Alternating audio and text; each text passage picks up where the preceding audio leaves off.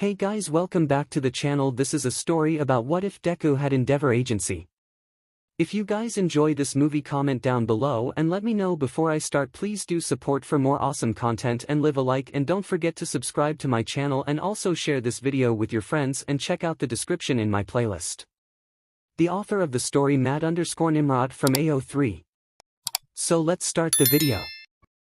Midoriya Izuku hated his life. Well, maybe not hate, but he sure wasn't happy.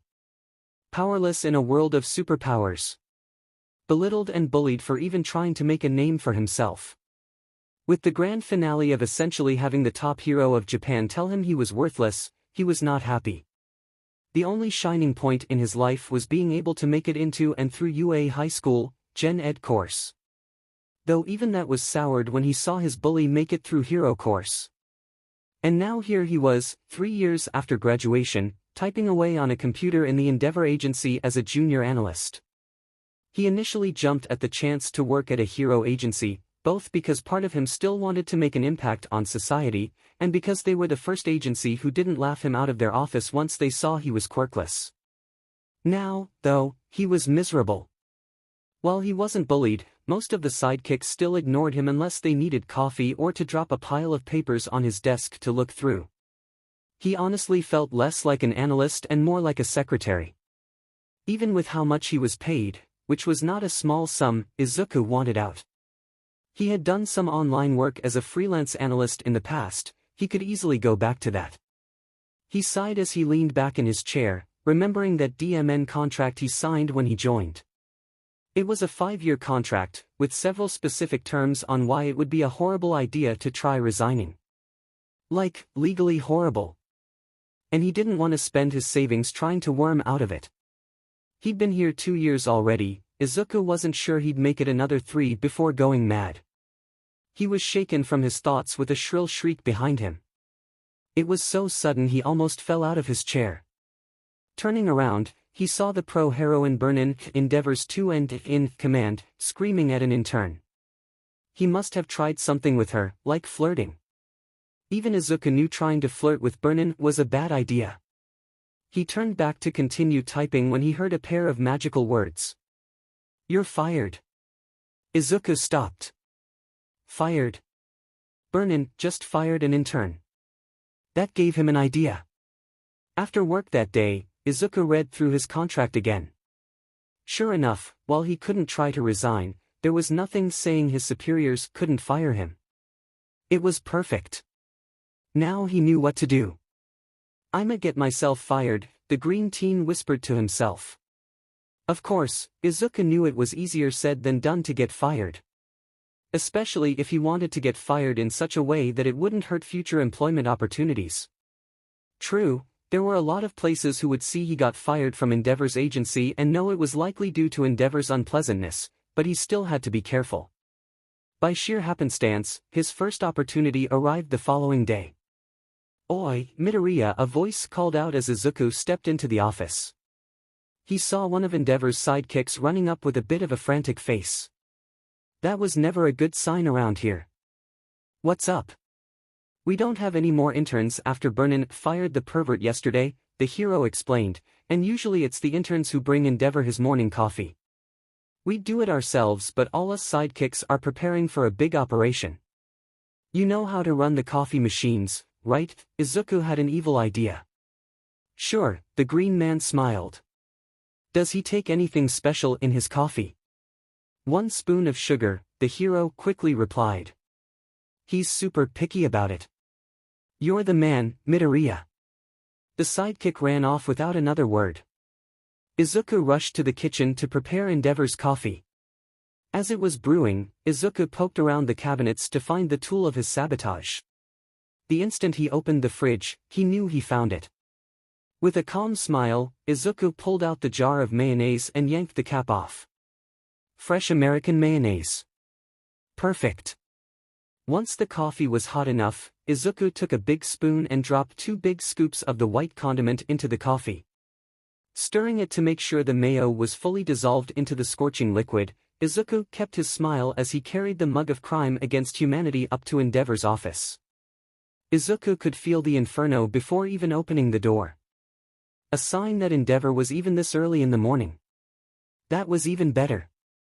Izuku's smile grew as he opened the door and stepped inside. Trudging through what one sidekick often called an Arizona summer in Japan, Izuku approached the desk of the current #1 hero. 𝗫𝐬𝐻 was screaming something into his phone. Izuku didn't pay attention to that, simply setting the mug of fresh biohazard on his desk. Without a word, Izuku walked back out of the office, enjoying the calmer weather, and went to his desk to work. Any minute now, 𝗫𝐬𝐻 would storm out of his office and fire Izuku.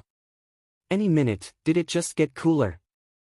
Thankfully, before Izuku could start considering the notion he'd accidentally killed his boss, the fiery hero stepped out of the office. Oddly, he did not look enraged. He just had his usual resting BSTRD face. He looked around the office before walking over to Izuku's desk. The quirkless man saw he was holding the empty coffee mug. "Yes, good, come fire him. Were you the one who prepared my coffee earlier?" 𝗫𝐬𝐻 asked, holding up the mug. "Yes sir," Izuku affirmed, "that was me." "You're getting a raise." "What?" "Young man," 𝗫𝐬𝐻 gave a very uncharacteristic smile, "that was the best DMN cup of coffee I've ever had. You're getting a raise, and I want you to make my coffee every morning for me." He then reached into his pocket and slapped a pile of bills onto Izuku's desk. "Keep up the good work." 𝗫𝐬𝐻 walked back into his office, leaving all his sidekicks and employees in shock. Izuku just stared down at what had to be a week's wages sitting on his desk in disbelief. "What the F?" Izuku whispered to himself. It appeared he'd have a harder time getting fired than he thought he would. After a week of giving 𝗫𝐬𝐻 mayo coffee, it finally sank in that sabotaging 𝗫𝐬𝐻's coffee would not get Izuku fired. If anything, the flaming hero seemed to be in a better mood lately because of his daily mug of toxic waste. He hadn't yelled at anyone for the entire week, and the interns seemed to last more than a few days. Assuming they didn't try hitting on Burnin, that is. Izuku sighed as he typed away at his computer, trying to ignore his coworkers. He kept one ear clear in case of sudden emergency, but he had an earbud in his other so he could listen to music. It was wireless, so there weren't any cords to get tangled. The earbuds were a gift from the best inventor in his year at UA. She gave them to him cause she couldn't get the battery working as long as she wanted. Izuku still wondered how 163 hours wasn't long enough. A sudden cough from across the room startled Izuku from his thoughts. Izuku sighed from the noise and started to put his other earbud in, but stopped. He realized something. He pulled out his sole earbud, really noticing just how quiet the room was. The silence was absolutely maddening. How hadn't he noticed before? Oh yeah, his earbuds. "Hey, quick question," Izuku waved down a sidekick walking by. "Why don't we have music playing? I mean, I can understand not having rock or anything loud, but why not even mellow stuff?" "Boss doesn't like it," the sidekick replied. "He thinks any music is distracting. He got really angry when a fellow hero tried to play music a few years back. We just stopped trying." Izuku nodded, letting the sidekick get back to what he was doing. He turned back to his desk with a smile. He had a new idea. At the end of the workday, everyone was packing their things. 𝗫𝐬𝐻 would be the last to leave, as always, but Izuku made sure he'd be the second to last. And while 𝗫𝐻 was locking everything else up, Izuku snuck into the server room. He knew it'd take 𝗫𝐻 a good 10 minutes to finish up in his office, which should be plenty of time for what he had planned. Izuku knew the agency had a PA system for blaring the morning news or important stuff, and helping a sidekick with maintenance a few weeks prior let him know what exact system it was. And it was one he could hook an MP3 player up to. Keeping an ear out for his boss, Izuku quickly hooked his personal MP3 player to the device and set it up to play a random song assortment instead of the morning news. Even better, he had a specific song set to start the list. His name was written on the back of the device in whiteout, no way anyone wouldn't figure out it was him. With a smirk, Izuku left the office 2 minutes before 𝗫𝐻. Best part, it was his weekend. He was gone for 2 days. With any luck, they'd tell him not to come back. The following morning, 𝐸𝐸𝐻 sat at his desk, going over the overnight reports from other heroes. He heard the PA click on, but ignored it. It usually just repeated what he was reading anyway. Nothing surprising. Instead, it was surprising to hear music start up. Even more surprising was what came next.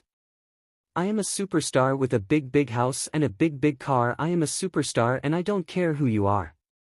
𝐸𝐸𝐻 dropped the folder he was reading through and looked up in confusion. What the hell? No one contacted 𝐬𝐻𝐬 the entire weekend. He wasn't sure if this meant his attempt failed or if everyone was just so angry at him they couldn't bear to speak to him. He hoped it was the latter. He held on to that hope as he walked to the office.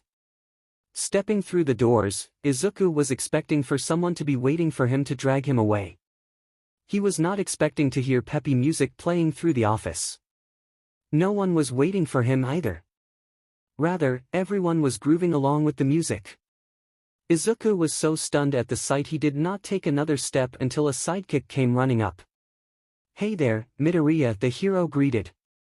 Have a good weekend. Why is everyone? 𝐬𝐻𝐬 gestured. Oh, it was your music player, the hero explained. Initially 𝐸𝐸𝐻 was pretty confused, borderline mad, at what you did, but after an hour he saw the office was in a bit better mood than usual. We convinced him to let it go as an experiment for the day, and what do you know? We actually got our paperwork done faster by writing with the tempo of the music. After seeing our increased efficiency, the boss decided to let it keep going. Can't really praise you this time, though, 'cause it took us a couple hours to rework things so the music would stop if an emergency order came through, but other than that you did good. Also, 𝐸𝐸𝐻 wants more of your special coffee. God damn it, 𝐬𝐻𝐬 groaned as he slowly sunk to the floor. Despite his disgruntlement at still being employed at 𝐸𝐸𝐻's agency, 𝐬𝐻𝐬 couldn't help but hum along with the music as he filled out his current paperwork. The triplets from accounting, whom everyone called the Pillar Men for some reason 𝐬𝐻𝐬 didn't understand, were on vacation, meaning he could focus on one of the few actual analytical tasks he did. Honestly, these things were the only pleasant parts of working here. It was what he was supposedly hired for, after all. One odd thing 𝐬𝐻𝐬 did notice, though, was how off everyone was. Everyone was doing their work, but they were all noticeably tense, like they were waiting for something. A few were even glancing at the doors periodically. Were they expecting someone? 𝐬𝐻𝐬 hadn't heard anything, but then again he rarely learned much from his desk, which he also usually ate lunch at. Before he could get someone's attention to ask, the doors slid open, and 𝐬𝐻𝐬's jaw dropped. Todoroki Shudo. The man who won silver medals in both his first and second years at UA. The man with an incredible ice quirk, despite being the son of the flaming 𝐸𝐸𝐻. Due to him not choosing a hero name prior to graduating UA, he had earned the title, the Unnamed Hero. 𝐬𝐻𝐬 had heard he went off to an American university, but never knew what happened after that. Maybe he came to help out his dad. The heterochromatic man looked around the office with a flat expression. Or maybe it would be more accurate to say it was as icy as his quirk. As he walked towards 𝐸𝐸𝐻's office, all the other sidekicks greeted him. He didn't respond to any of them. 𝐬𝐻𝐬 had to refrain from geeking out as he passed his desk. He wanted to analyze Shudo's quirk so bad, but had to hold back. He watched the hero knock on 𝐸𝐸𝐻's door before entering. Maybe 𝐬𝐻𝐬 could use him to get fired. 𝐬𝐻𝐬 spent the next week studying and watching Todoroki Shudo. For the most part, the hero went on patrol with his father. He couldn't watch the guy during those times, so 𝐬𝐻𝐬 paid special attention to any time he was at the office. 𝐬𝐻𝐬 noted Shudo was quiet and standoffish, but not purposefully rude. He never used his status as 𝐸𝐸𝐻's son to exert any authority either. If anything, he was just as socially awkward as Midoriya was. And that was quite weird to realize. As for his quirk, 𝐬𝐻𝐬 found himself floored at the displays of power. 𝐬𝐻𝐬 got to watch his practice in the underground training room, and saw him create literal glaciers in the room. It was intense. No wonder he made it through UA's hero course. The next clue for 𝐬𝐻𝐬's next attempt at getting fired sprung up almost a week after Shudo joined the agency. He was bringing a file on a villain they were hunting to 𝗫𝐬𝐻, and accidentally overheard a discussion between 𝗫𝐬𝐻 and his son. "This has gone long enough, 𝗀𝗀," 𝗫𝐬𝐻 growled. "Oh, that was not a good growl. I let you go all the way through UA using half your power, but you can't keep going like this." "I can and I will," 𝗀𝗀 tersely replied. "Like you said, I made it through UA without using your fire. I can keep being a hero without it." "No, you can't. Your ice is not enough." "Then I'll make it enough." With that, 𝗀𝗀 stormed out of the office, almost hitting 𝐬𝐻 with the door. The green man just stared in confusion. "Your fire." 𝐬𝐻 watched 𝗀𝗀 for a few more days, trying to see what 𝗫𝐬𝐻 was talking about. 𝐬𝐻 had never seen 𝗀𝗀 do anything remotely fire-related. If anything, he seemed to hate fire with a burning passion. Okay, maybe not the best wording. As this thought went through his mind, 𝐬𝐻 happened to bump into the man in question. It was like walking into a wall with how 𝐬𝐻 practically bounced off the taller man. 𝗀𝗀 himself didn't even budge. He just watched as 𝐬𝐻 staggered back a bit. "You alright?" he asked. "Dang, man, what you been eating?" 𝐬𝐻 asked as he rubbed his shoulder. "Yeah, I'm fine, I'm fine." "Are you a hero?"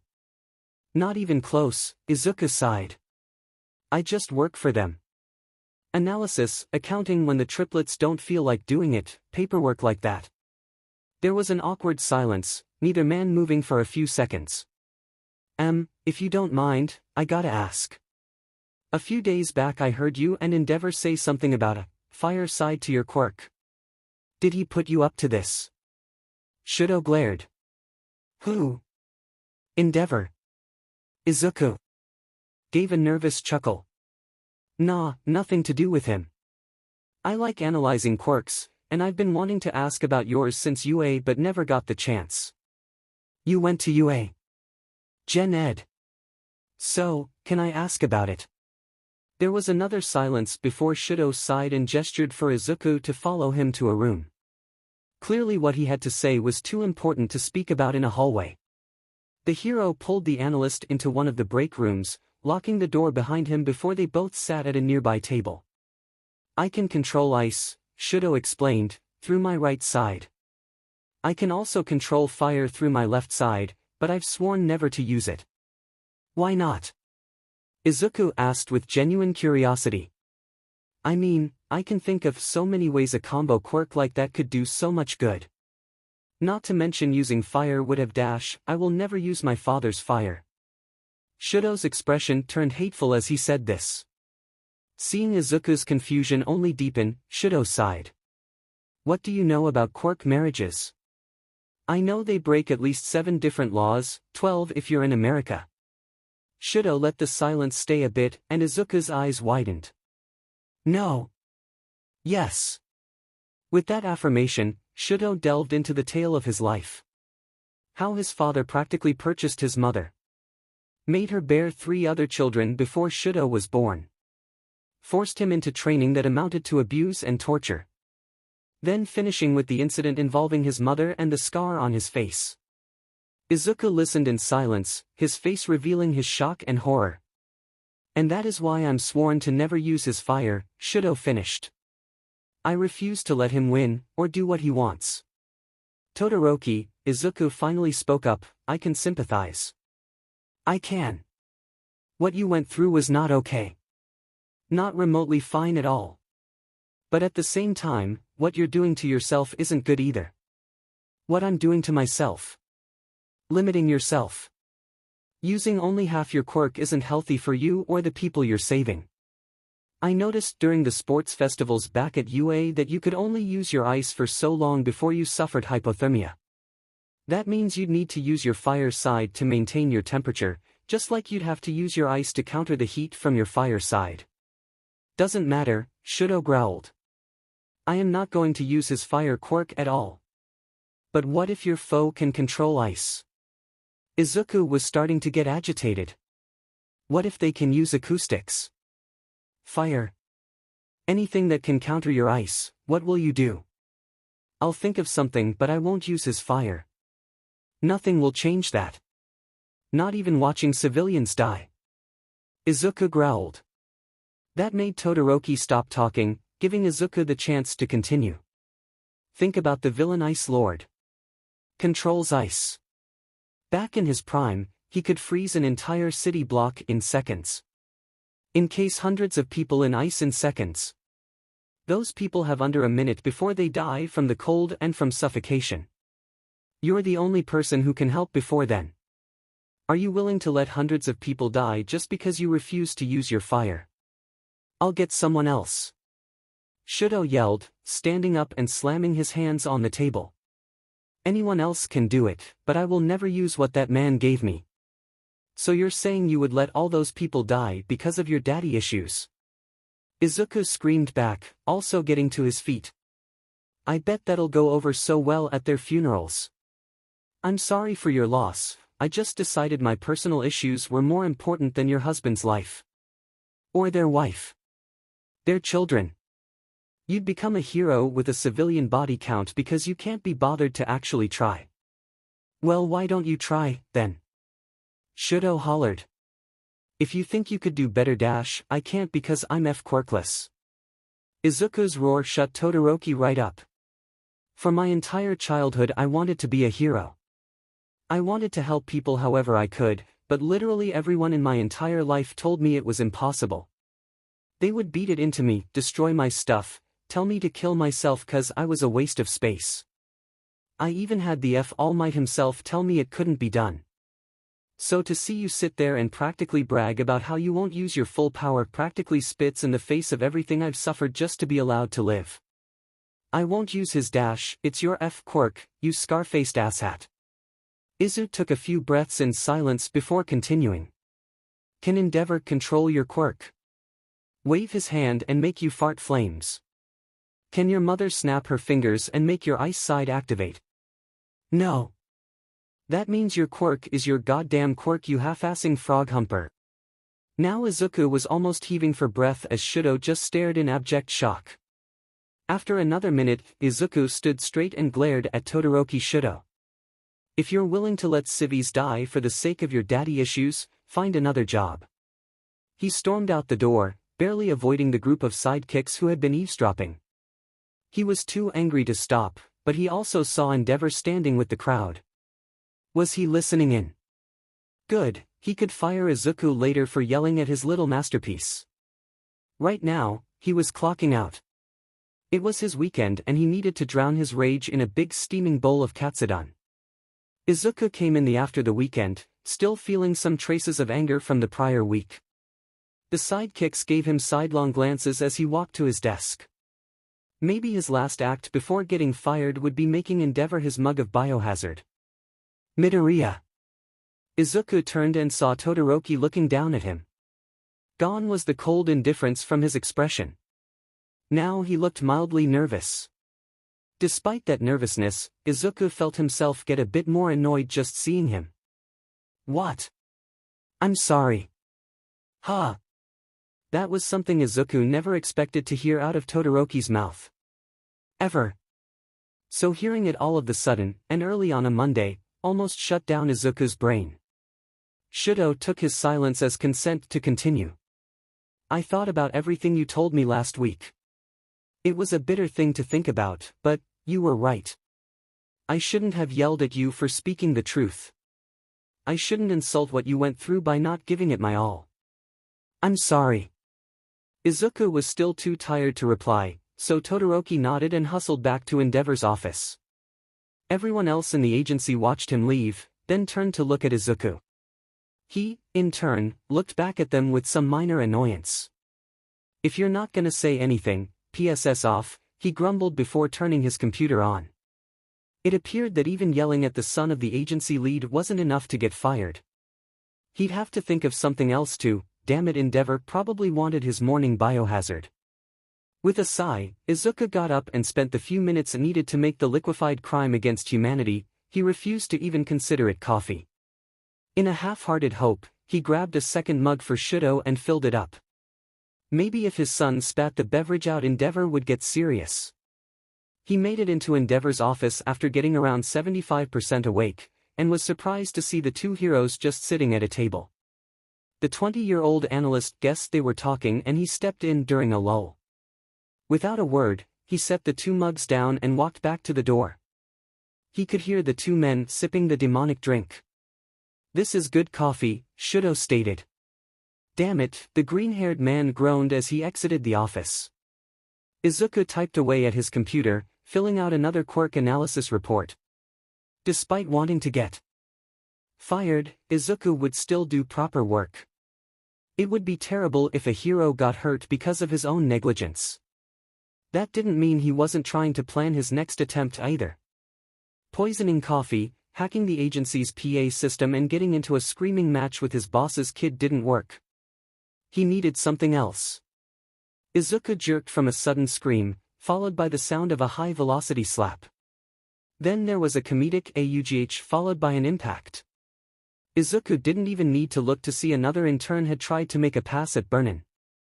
Seriously, how many times would she need to slap an idiot into a wall before they realized that the tall heroine wearing such an alluring outfit was no excuse to touch her without consent?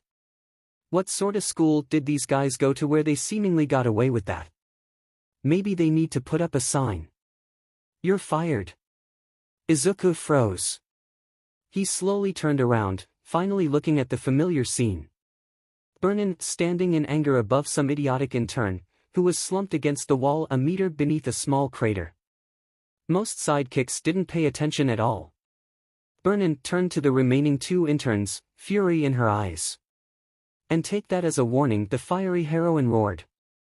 "I don't appreciate being flirted with, and if you so much as lay a finger on me, you'll be lucky if getting fired is the only thing I do to you. Now back to work." The other two interns screamed in terror and fled to do whatever tasks they had. Burnin gave a huff, grabbed the unconscious intern by his foot and dragged him toward the door. It was perfect. Come to think of it, hearing such an event was what inspired him to begin his campaign towards getting fired in the first place. Why didn't he think to try it before? Oh right, he didn't want bodily harm. Well, if he really wanted to get fired, he'd have to go towards drastic measures, it seemed. And thankfully, he was friends with someone who could help in such regard. After work that evening, 𝐬𝐻𝐸 jumped onto his personal computer and logged in to chat with an old friend. Someone he befriended in UA. A hero student no less. True, he wasn't that well known a hero, but his quirk was certainly an interesting one. He had moved to Europe a couple years back to get married to his long-distance girlfriend, a heroine with a lust-powered quirk. European quirks were weird. With a laugh at the memory of how that wedding went, 𝐬𝐻𝐸 sent the ping to his friend. Brocco bro at 𝐬𝐻𝐬 𝐬 online. 𝐬𝐻𝐬 𝐬𝐻𝐬. Long time no see, dude. Gotta be super late over there, why are you still up? Brocco bro was hoping to talk to you, actually. Need some help that requires your expertise. 𝐬𝐻𝐬 𝐬, the Gen Ed valedictorian of UA needs my expertise. Who are you and what have you done with 𝐬𝐻𝐬? Brocco bro focus. Listen, remember how you used to act in UA before you met Rinit? 𝐬𝐻𝐬 oh god, going for the embarrassing memories already. Yeah, what about it? Brocco bro listen, I need to get fired from my current job, and at the moment the only way I can think of getting fired is by flirting with the two ND in command. So I need you to send me the worst, most offensive pickup lines you can remember from first year. 𝐬𝐻𝐬 wait, you want to get fired? Dude, I remember a few years back you were stuck trying to find a job because you're quirkless. Now you want to get fired. Get fired from a job that's kept you for years. What kind of place is it that you want to get fired after spending a good 2 years job hunting? Brocco bro endeavors agency. 𝐬𝐻𝐬 say no more. Within a half hour, 𝐬𝐻𝐬 had sent 𝐬𝐻𝐬 a PDF holding his worst, most raunchy pickup lines. 𝐬𝐻𝐬 opened it to browse what he had been given. He made the mistake of drinking some milk when he opened it. At least his spit take was directed away from the screen. He knew his friend was pretty bad, but he had no idea it was this bad. With a sigh, 𝐬𝐻𝐬 went to work sorting through the entire script, picking out a few lines to tone down. He just wanted to get fired, not brutally murdered. It would take time, but hopefully it would be what he needed. Several days after Minata's PDF, Izuku waited outside the agency building. He clocked out a few minutes prior, and was on his lime green moped waiting for 𝐀𝐦 𝐍𝐿 to come out. By waiting for the workday to finish, he'd hopefully get away with just being told not to come back to work tomorrow. After another minute, he saw 𝐵𝑒𝑟𝑛 leave the building. He knew she used public transport because he'd bought tickets for her a few times in the past. This meant she would walk to the stations rather than the garage. It was go time. Izuku putted up to her, his moped getting her attention. "Oh, hey Midoriya," 𝐀𝐦 greeted. "Something up?" Now that he was here, his nervousness ripped into his psyche, and he stuttered as he pulled out the cards he wrote a few lines on. He started, reading from the card, "Are you a kleptomaniac? 'Cause you stole my heart." He gave a nervous glance at Mo, who had a look of surprise rather than anger. Must not have been a good enough line. He quickly to a different card. "Hey babe, you're so smoking hot it's getting strong to breathe." He was glad to say this one without stuttering, but again he was met with silence rather than rage. This time, though, there seemed to be a small smirk on her face. Oh, maybe she was waiting to see how far he'd go before firing him. Next card. "Baby, I'd gladly drag on second thought, not that one." He quickly threw that card away and read the next one. "Hey baby, wanna come back to my place and play house? You can be the door and, okay maybe not that one either." He threw that card away. Why had so many snuck past him like this? "If I could rearrange the alphabet, I'd put you and I together." Looking back up at 𝐵𝑒𝑟𝑛, Izuku saw she was covering her mouth. "Good, maybe one more. Are you a Christmas tree? 'Cause I'd like to climb you and dash, bwahahahahahaha." Izuku stopped reading and looked up at the taller heroine. She was laughing. She was laughing so strong she was almost doubled over. That was not the intended effect. Oh my god, that was hilarious. 𝐀𝐦 continued laughing. "You looked so nervous reading those cards, it's too adorable, adorable." "Okay Runt," the heroine said as she sat on the back of his moped.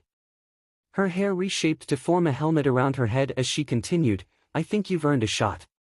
Where you plannin' on taking me?" Izuku stammered, I do know of a nice small restaurant that makes some wicked katsudon." "Sounds good." 𝐵𝑒𝑟𝑛 smiled as she leaned forward to wrap her arms around Izuku. The green-haired man squeaked at feeling a pair of really soft things pressing into his back as she rested her chin on his shoulder.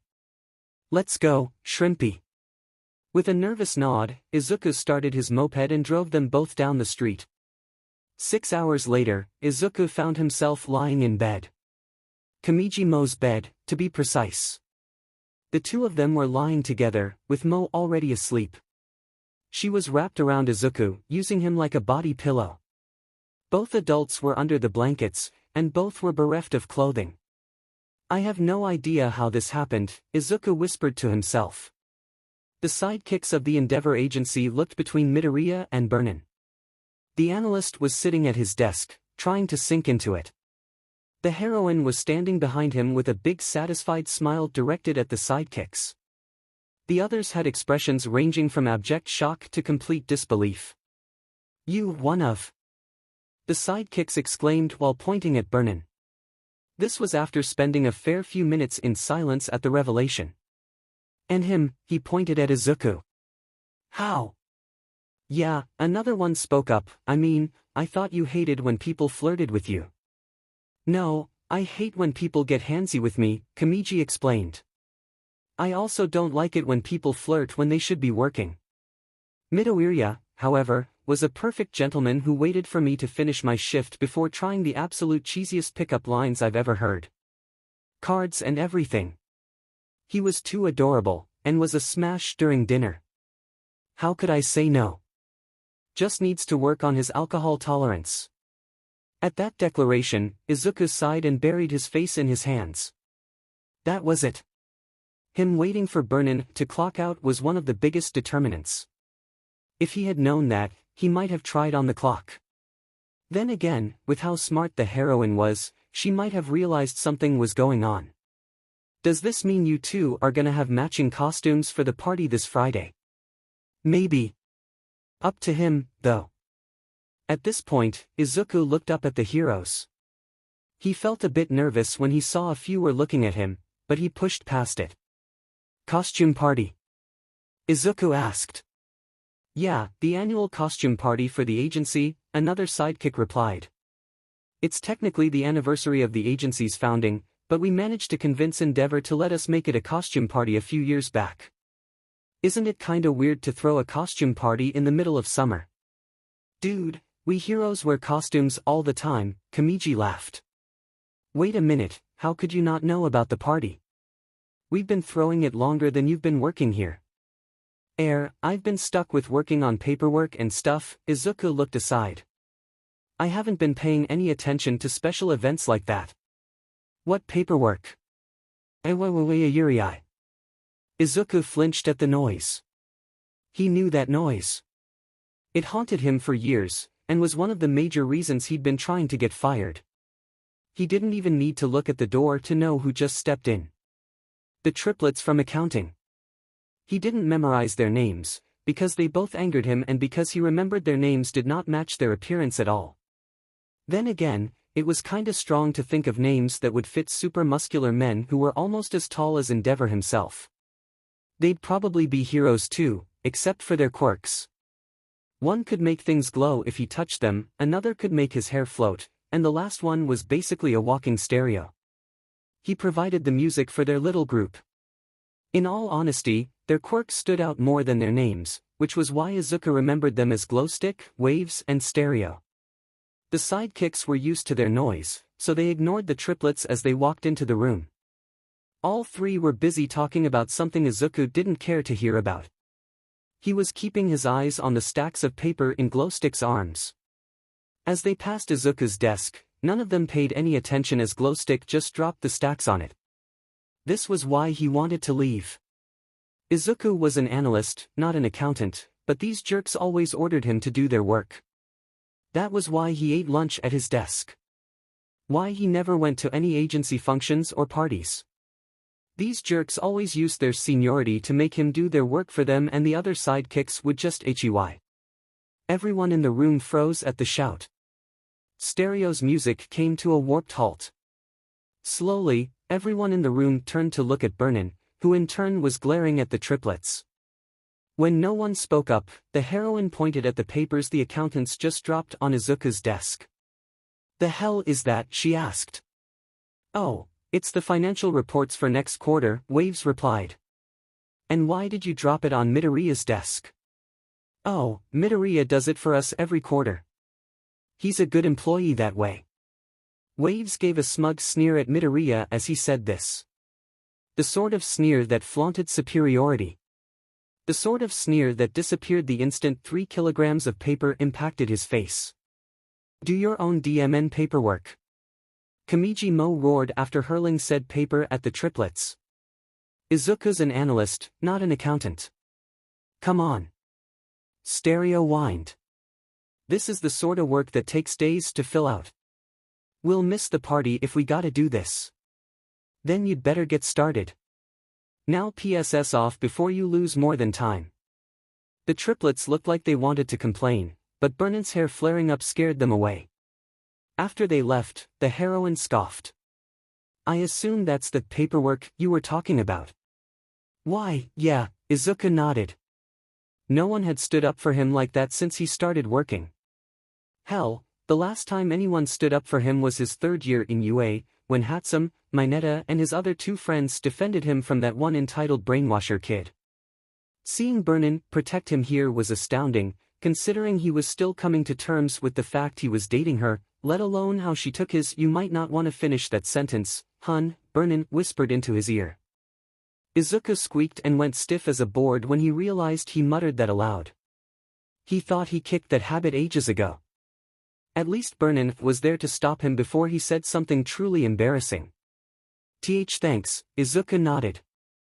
So, about the costume party, dress up however you want, the first sidekick pointed.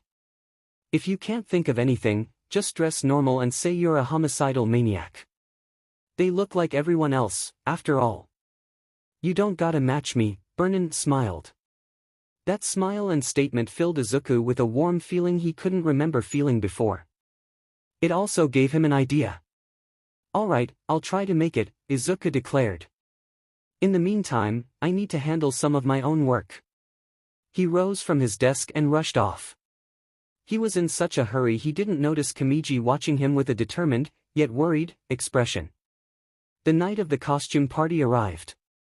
It was the usual hustle and bustle of good food and bad costumes. Some people were just dressed in their hero outfits, others were dressed like other heroes. Even 𝐀𝐦 himself seemed to be in a good mood, dressing in a nice suit. 𝐵𝑟𝑛 was waiting by the door, dressed like a biker. She was checking her phone when one of the other sidekicks walked up. "Where's Midoriya?" he asked. "I thought he'd be here." He volunteered to grab the pizza, the heroine replied. "He should get here any minute." "Hope he makes it," another sidekick exclaimed.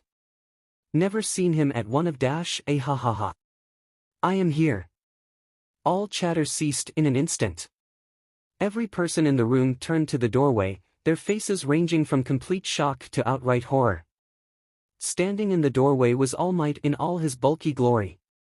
He was wearing one of his older outfits, possibly his Silver Age uniform. It took a minute for 𝐵𝑟𝑛 to notice the stack of pizzas the hero was holding. "Midoriya." "Yes. I am here, with the pizza." At this point, everyone got a closer look at 𝐴LL 𝐼𝐻. They saw his outfit was padded to add buck. His legs were actually the sort of high-end stilts movie actors would use to look taller. His hair was a wig, and the sidekicks could see 1 or 2 locks of green hair poking out from underneath. His face had to be the most convincing mask any of them had ever seen. Overall, it was a pretty good costume. However, "Midoriya, are you crazy?" 𝐀𝐦 hissed.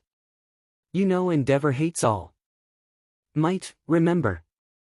I know you're a prankster but she was about to go into greater detail about why this was a bad costume idea before Endeavor seemed to just appear right in front of 𝐬𝐸𝐬. No one uttered a word as Endeavor looked at 𝐬𝐸𝐬. The analyst was just smiling back, holding the 6 pizzas. After a brief silence, Endeavor reached up and poked his face. "This is not a mask," Endeavor observed. 𝐬𝐸𝐬 just smiled and nodded. There was another half-minute of silence before Endeavor shrugged and took the top pizza from the stack. "Impressive." Without another word, Endeavor walked away with the pizza. No rage, no demands to change. Everyone watched in shock and confusion as the flame hero just went into his office with the pizza. "Ballsy," one sidekick whispered while looking at 𝐬𝐸𝐬 with newfound admiration. 𝐬𝐸𝐬 just sighed and set the pizzas on the table. He thought for sure Endeavor would fire him for coming in dressed up as 𝐴LL 𝐼𝐻. Instead, he didn't really seem to care. That dampened 𝐬𝐸𝐬's mood a fair bit, but he was cheered up as the party continued. The sidekicks all spoke compliments about his impression while 𝐵𝑟𝑛 joked about this being the only time she'd have to look up at 𝐬𝐸𝐬. Overall, 𝐬𝐸𝐬 found the party to be really enjoyable, despite not getting fired. The day after the party started nice and calm like usual. 𝐬𝐸𝐬 was in a happy mood, despite the fact his most recent firing attempt failed. Maybe he just needed to drop a water bucket on Endeavor. Maybe that would work. "Oi, Midoriya," a voice called. 𝐬𝐸𝐬 turned to see the heavily bandaged sidekick come running up. "Morning, 𝐬𝐡𝐢, right?" 𝐬𝐸𝐬 pointed. "Yeah, that's me," the sidekick nodded as he skid to a stop. "Listen, the boss is thinking of sending you on an extended assignment out of town. You'll be gone for about a week, and you'll get overtime pay." "What sort of job?" "I dunno yet. But the thing is," 𝐀𝐦 leaned close and whispered. "I need you to teach me how to make the sort of coffee you make." "Pardon?" 𝐬𝐸𝐬 asked, not sure he heard things right. "I need you to teach me how you prep Endeavor's coffee," 𝐀𝐦 repeated. "Okay, so I did hear you correctly," the green man sighed.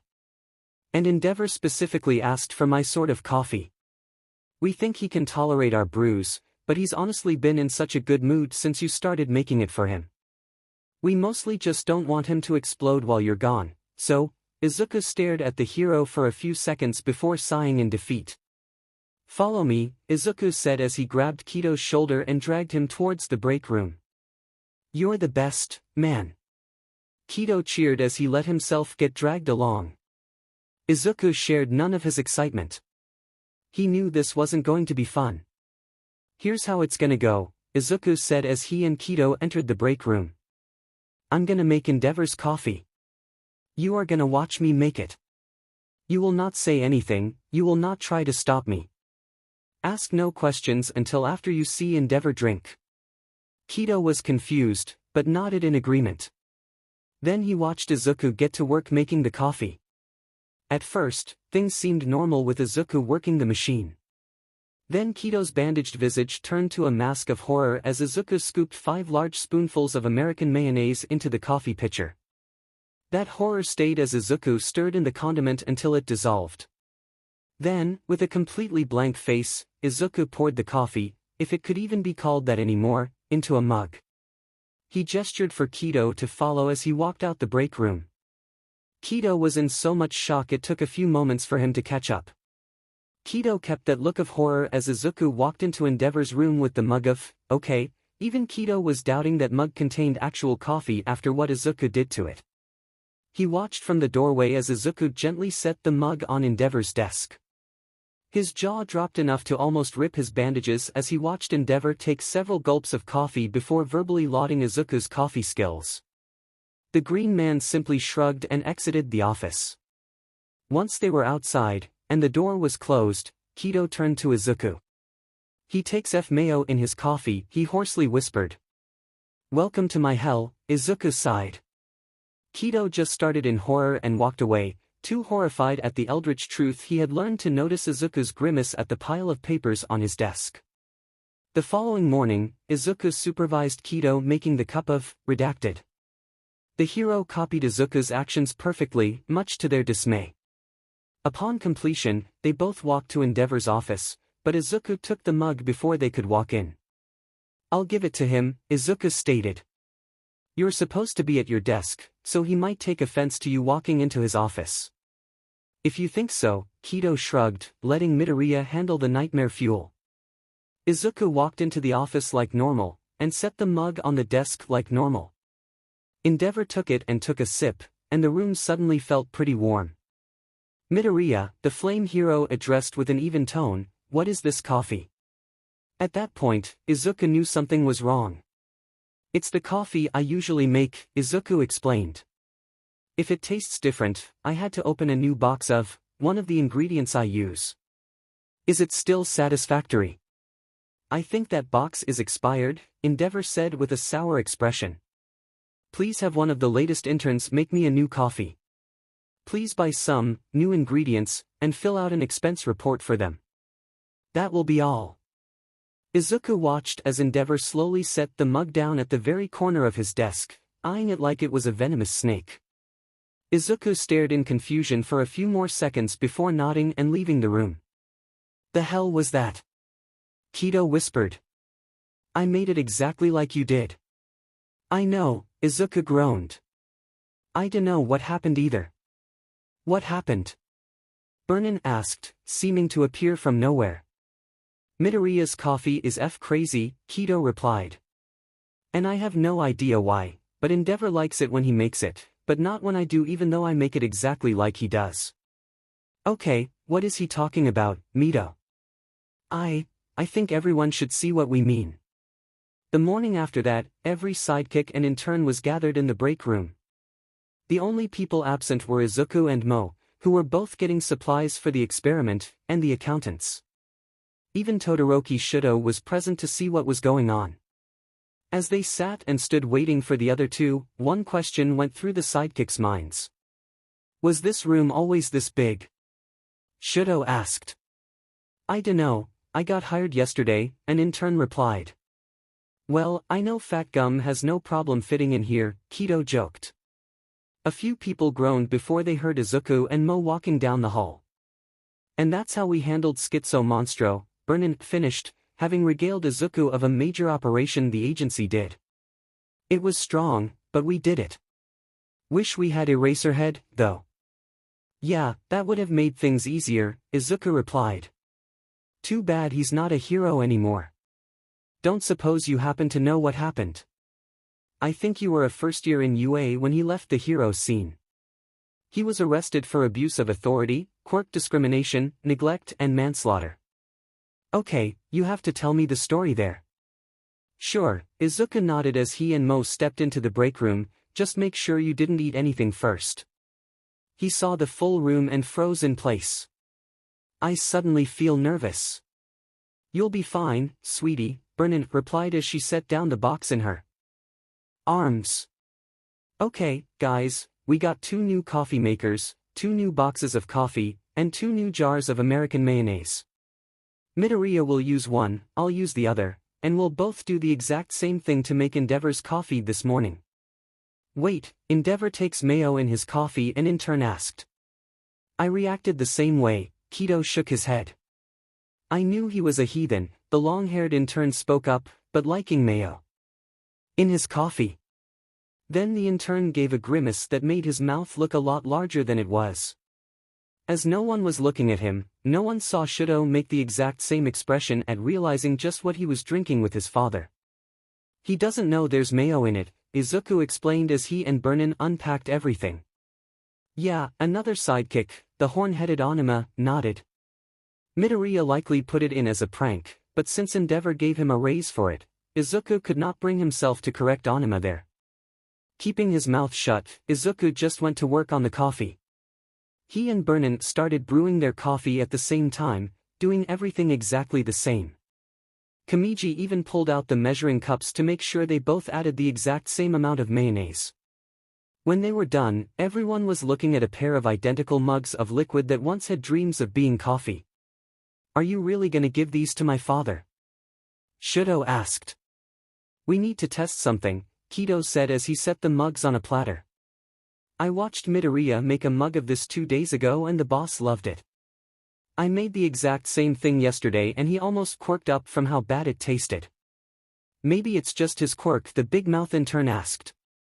I'm quirkless, 𝐬𝐻𝐬 bluntly replied as he took the platter from 𝐘𝐻𝐬 and began the trek to 𝐸𝑎ℎ𝑟's office. Everyone followed him with morbid curiosity. Went to 2 different doctors to be sure. 2? 𝐵𝑟𝑛 asked. Well, the first one was a quack with a foot FTSH. Ew. With that final declaration from 𝐵𝑟𝑛, 𝐬𝐻𝐬 and the sidekicks stepped into 𝐸𝑎ℎ𝑟's office. The hero in question looked at the crowd with scrunched eyes. He was not accustomed to seeing so many people in his office. I know I wanted to talk to Midoriya later today, 𝐸𝑎ℎ𝑟 stated, but I don't recall saying anything about the rest of you. We're experimenting with different coffees, 𝐵𝑟𝑛 casually lied to her boss. We know you're gonna ask Midoriya to be out of town for a while, so we're trying to find a coffee you'd like. Please try this one first. The second one's Midoriya's, so you'll want to save that one for last in case the first coffee isn't good. How very proactive of you, 𝐸𝑎ℎ𝑟 admitted as he took the liquefied icon of sin that 𝐵𝑟𝑛 made. He took a single sip, and slowly set the mug down, his eye twitching. Then he grabbed 𝐬𝐻𝐬's concoction and took several deep swigs. The hero gave a relieved sigh as he set the mug down. Okay, that one's no good, 𝐬𝐻𝐬 murmured with a confused face. But how? An intern asked. They were made the exact _anyway, 𝐘𝐻𝐬 exclaimed as he covered said intern's face with his hand. Now we know not to go with that recipe, and we'll try something else tomorrow. So let's get back to work everyone. Midoriya, stay here, 𝐸𝑎ℎ𝑟 declared. May as well take this moment to tell you what I need. The green man nodded and sat in the chair across from the massive flaming guy while everyone else quietly shuffled from the room. Now, as 𝐵𝑟𝑛 pointed out, I have an assignment for you that will take you out of town for around a week. Before you tell me anything, 𝐬𝐻𝐬 raised his hand. Why me? I'm no hero, sir. I'm just a paper pusher. You're a very observant paper pusher, 𝐸𝑎ℎ𝑟 stated, and one I have come to trust with observations. In fact, you are one of 2, possibly 3, people I can trust this job to. The other 2 are 𝐵𝑟𝑛, who is needed for a hero operation, and my son, who might not react nicely. I would do it myself, but my work keeps me so busy I haven't been able to do this task for literally years. And for the record, it's not a hero assignment, but rather a personal one. Personal? Izuku asked. There was a good minute of silence before Todoroki Enji leaned forward on his desk. I need you to go to Karusa Memorial Hospital to supervise my wife's annual mental health assessment. Izuku sat in his seat in the first-class train car, looking at the file folder on his lap. He was on his way to Karusa City as the acting representative of the Todoroki family. The more he thought about that, the less he actually believed it to be happening. He had been on this train for hours, and the feeling had not lessened the entire time. As the train pulled into Karusa Central Station, Izuku thought back to the conversation he had a couple days prior. I need you to go to Karusa Memorial Hospital to supervise my wife's annual mental health assessment. Pardon? Izuku asked after close to 10 seconds of stunned silence. My wife, Endeavor continued. When Shudo was 7, she had a mental breakdown, and I committed her to Karusa Memorial. They're known for having one of the best mental health facilities in the nation, yet her breakdown was so severe she's been there this entire time. According to 𝐀𝐦, she's shown drastic improvements these past couple years, so I'm hoping this will be the time she can come home. As the assessment will last around half a week, I'd like you to talk to her, as well. 𝐀𝐦 has told me Ray enjoys having long conversations, so if you could provide her with such it will be of great help. Once you return home, you can take the remainder of the week off to rest from the travel and stress. Alright, but still, why me? If neither Shudo nor Burnin can do it, wouldn't it make more sense for one of your other children to do this? My daughter is busy with her work, and Natsuo, I haven't seen him since he moved out while Shudo was still in school. I don't think either of them could make it. Plus, neither of them can read people like you can. Your insight could be useful in determining if she can be released. After he said this, Endeavor pulled a file folder from a drawer and set it on his desk, along with a black card and a badge. This is her file detailing past evaluations, the hero continued, along with my personal multi-pass card and a badge from the agency. So long as you are on this assignment, you will carry the same authority as I do. Izuku opened his mouth to protest, but Endeavor cut him off. As I said, I trust you implicitly with this task, Midoriya.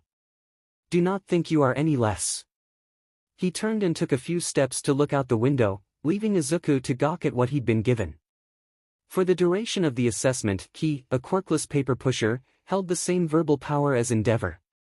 Before he could say anything, Izuku heard the massive hero give a deep sigh. I miss my wife, Midoriya. Izuku disembarked the cab in front of the hospital. He'd squared away his hotel room for the next few days, and was ready to get to work. He gave a sigh at how he couldn't try any firing attempts on this job. This assignment was far too important to risk sabotaging. Along with the files, card and badge Endeavor had lent him, Izuku had a bag slung over his shoulder. This bag was his night shift kit, given to him by Hatsune as a graduation present. It held a bunch of tools that Mei had built but couldn't find any hero student who'd want them. These things had saved him a few times even after working for Endeavor. Excuse me, the green man called out to a passing doctor as he stepped into the hospital. The doctor greeted him warmly, and his eyes widened when Izuku presented the badge. I've come as a representative of Endeavor. I'm here to help supervise Todoroki Ray's annual assessment. Well, you're a bit early, the doctor, his name tag ID'd him as Dr. Cheyenne, stated. That's fine, Izuku pocketed the badge. If you could please direct me to Todoroki Ray, that would be nice for now. Oh, this way. Cheyenne gestured down the hall. Izuku followed him, glancing around the place. The building was clean and well kept. The other patients they passed seemed genuinely happy and comfortable. Made sense, with Karusa's reputation and all, but Izuku still kept an eye open. Which is why he was able to spot other workers giving him glances. Why he was able to hear small snippets of conversation, with the name Endeavor coming up fairly often. Izuku guessed it was a big deal to get a representative of a hero coming in. Especially the current #1 hero of Japan. They probably thought he himself was some small, unknown but well-connected hero or sidekick. Izuku almost snorted at that. 𝐻𝐸 didn't take Izuku to the elevators, but did take him to a huge armored door. The doctor swiped his card before the door swung open. Izuku must have guessed this wing of the hospital was reserved for people related to heroes. As he stepped through, Izuku noted the air smelled different. The old, nostalgic smell of an airborne quirk inhibitor. Likely to keep patients from hurting anyone during a breakdown. Though he did find it weird it was limited to the heroic relations wing. "Here she is," 𝐻𝐸 said after a few minutes of silent walking. He gently knocked on the door before opening. "Mrs. Todoroki, you have a visitor." As Izuku stepped in, he got his first look at Todoroki-𝐸. Todoroki-𝐸 was sitting up in her cozy-looking bed. It was clear she had been looking out the window before turning her attention to the door. Despite her age, Izuku knew not to ask, but could guess based on 𝐲𝐸, she still held a fairly youthful countenance. Her hair was long and shimmering white. Her eyes were brown, holding a clear and cognitive expression. As Izuku approached, he could see a tiredness and guilt in her eyes. While her body looked healthy with a good complexion, her posture was as though she had an immense weight on her shoulders. And yet despite these, she still gave Izuku a small smile as he approached and tried to sit with some semblance of dignity. In the past, Izuku had heard people compare 𝐸𝐸 to a king, standing tall and regal. If 𝐸𝐸 could honestly be compared to a king, then his wife was nothing short of an empress. One who had seen the best and worst in humanity. "I thank you for letting me in," Izuku bowed a bit as Dr. 𝐻𝐸 left. "I'm Midoriya Izuku, and I'm here representing your husband for the assessment." Still refusing to come, "I see," 𝐸 sighed as she looked away. "What? No." Izuku looked back up in shock. 𝐸𝐸𝐸 straight up told me how he regrets not being able to attend these over the past few years, and informed me he would try to come at the end of the assessment to pick you up. "Oh, he's so sure I'll be released this year. He has high hopes." Izuku sat in a nearby chair. "Anyway, while I'm here as his representative, I'll also be here to give you someone to chat with. Ask me anything, I'm an open book." "What's your hero name?" 𝐸 asked innocently. Izuku stared for a bit, then probably startled 𝐸 when he started laughing. "Me? A hero? That's rich." Izuku wiped his eyes. "Sorry, ma'am, but I'm no hero. I'm just a quirkless analyst who's good with paperwork." Somehow that's impressive enough that 𝐸𝐸𝐸 decided to assign me for this. To Izuku's surprise, 𝐸's smile only grew larger and more genuine at his words. It's nice to see that part of him hasn't changed. "Pardon?" Izuku asked. It was another minute or so before 𝐸 spoke up. "The NG I knew never thought less of quirkless people. In fact, he always held them in high regard." "Pardon?" Izuku repeated. Unfortunately, before 𝐸 could answer, Dr. 𝐻𝐸 returned. "It's time," he announced. "And because he still has 2 strikes on his last chance application, my agency is stuck with him until he does something stupid." Fat Gum whined with his glass of soda. It was the night of 𝐀𝐦's nightly get-together with a few of her fellow heroes. Not many showed up to these, usually Fat Gum, Ryukyu, Bubble Girl and their sidekicks. They always arrived out of uniform, and the meetings were usually nice and casual. Sadly, the main topic for tonight was a violent sidekick who kept getting shunted around different agencies. "Oh God," 𝐀𝐦 groaned. "How did he even graduate UA? Apparently he scored just enough to pass, and reined in his temper just enough to graduate." Fat Gum's morose sidekick, whose name Burnin never got around to memorizing, replied. "Once he got out, though, I just hope he stays far from my agency." Ryuko sighed while sipping her martini. "He almost crippled one of my girls back during their first sports festival, you know. I thought for sure Nezu would have expelled him after that. If he comes to 𝐸𝐸𝐸r's agency, I'm gonna castrate him with my heels," 𝐀𝐦 growled. "I ain't letting him get within 1 meter of my boyfriend." "About that," 𝐻𝐡𝐢𝐬 𝐒𝐞𝐜, aka Bubble Girl, spoke up from around Ryukyu. What is your boyfriend like? You haven't told us about him yet. He is wonderful, Mo giggled. Soft, sweet, and easily flustered. And he's a freaking genius, too. He recently showed me this notebook he'd worked on where he analyzed my quirk, and oh my gosh, he figured out so much just from observations, a few things even I didn't know about. If I knew he was even half of that, I woulda dragged into my bed years ago. That declaration made 𝗵𝗃𝗀 and his sidekick do a spit take while Ryuko and Iwata snorted.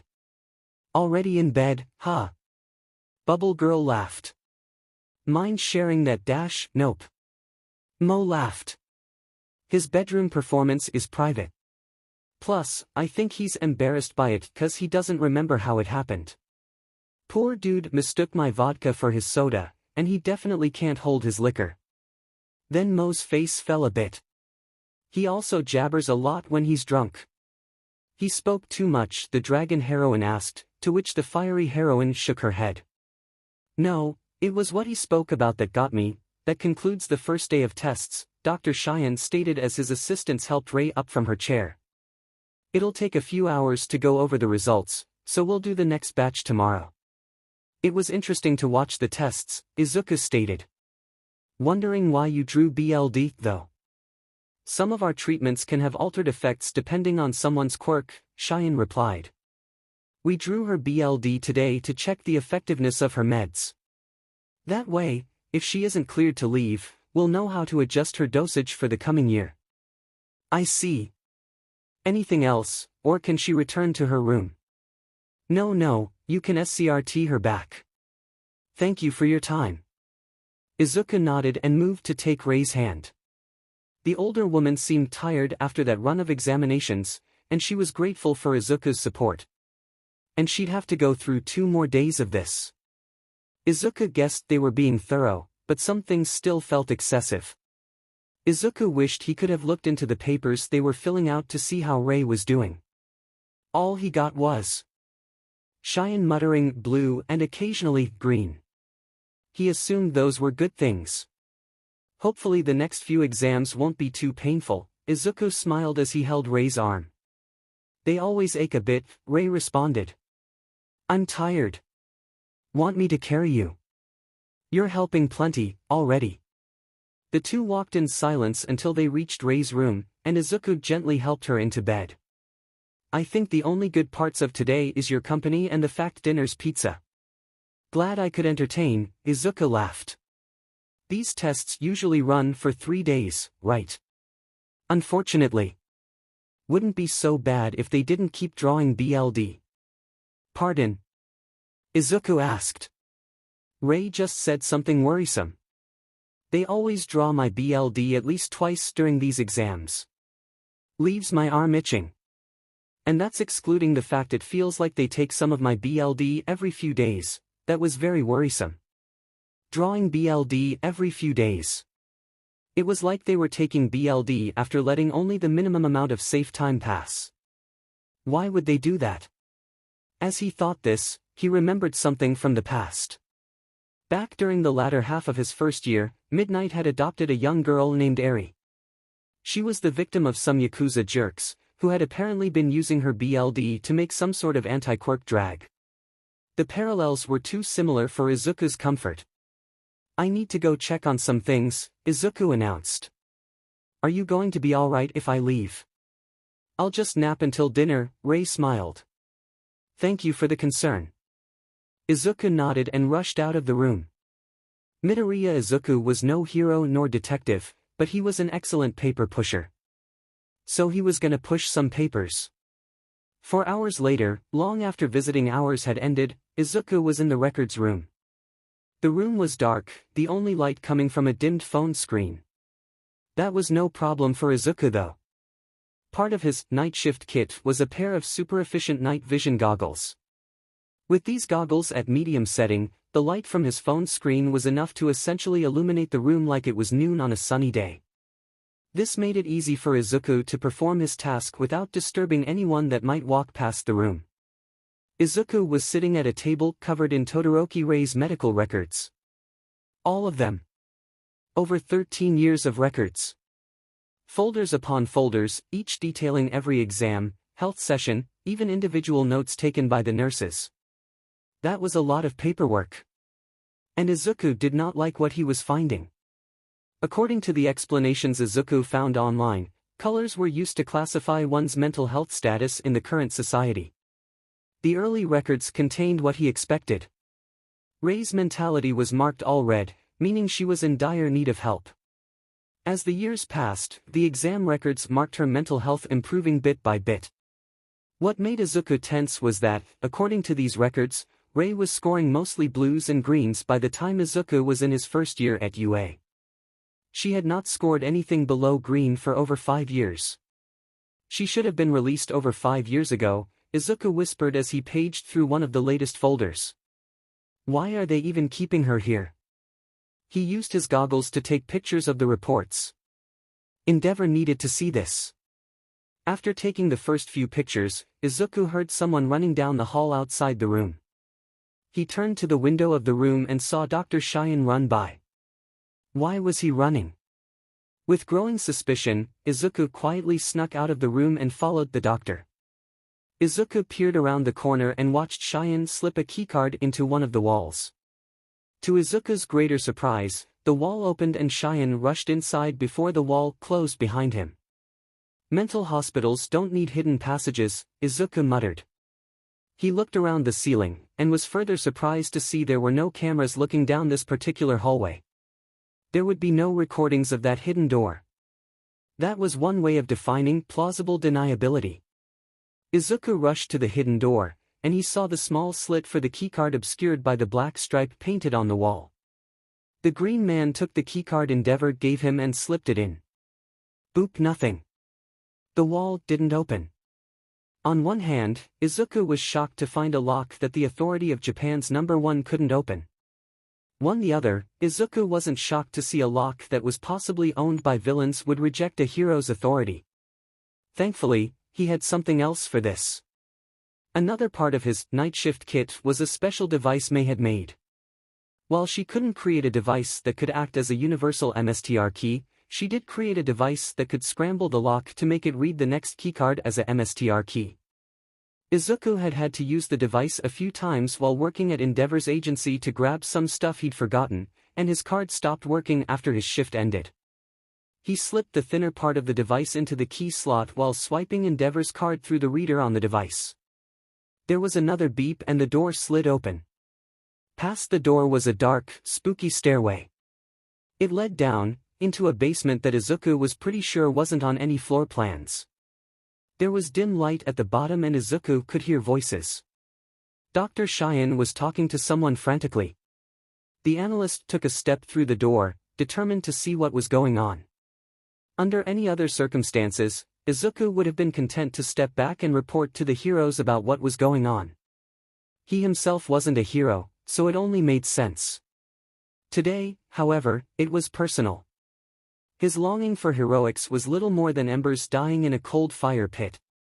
After hearing the regret in 𝐷𝐸𝐻's voice and seeing the pain in Ray's eyes, those embers burned like a torch.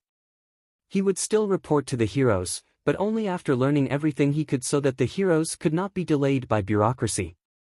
When he reached the bottom of the stairs, 𝐬𝐻𝐬 slipped his phone into his shirt pocket and hit the record button. He probably couldn't get any video with how dark things were, but he could certainly get audio. Plus, his goggles could still take pictures.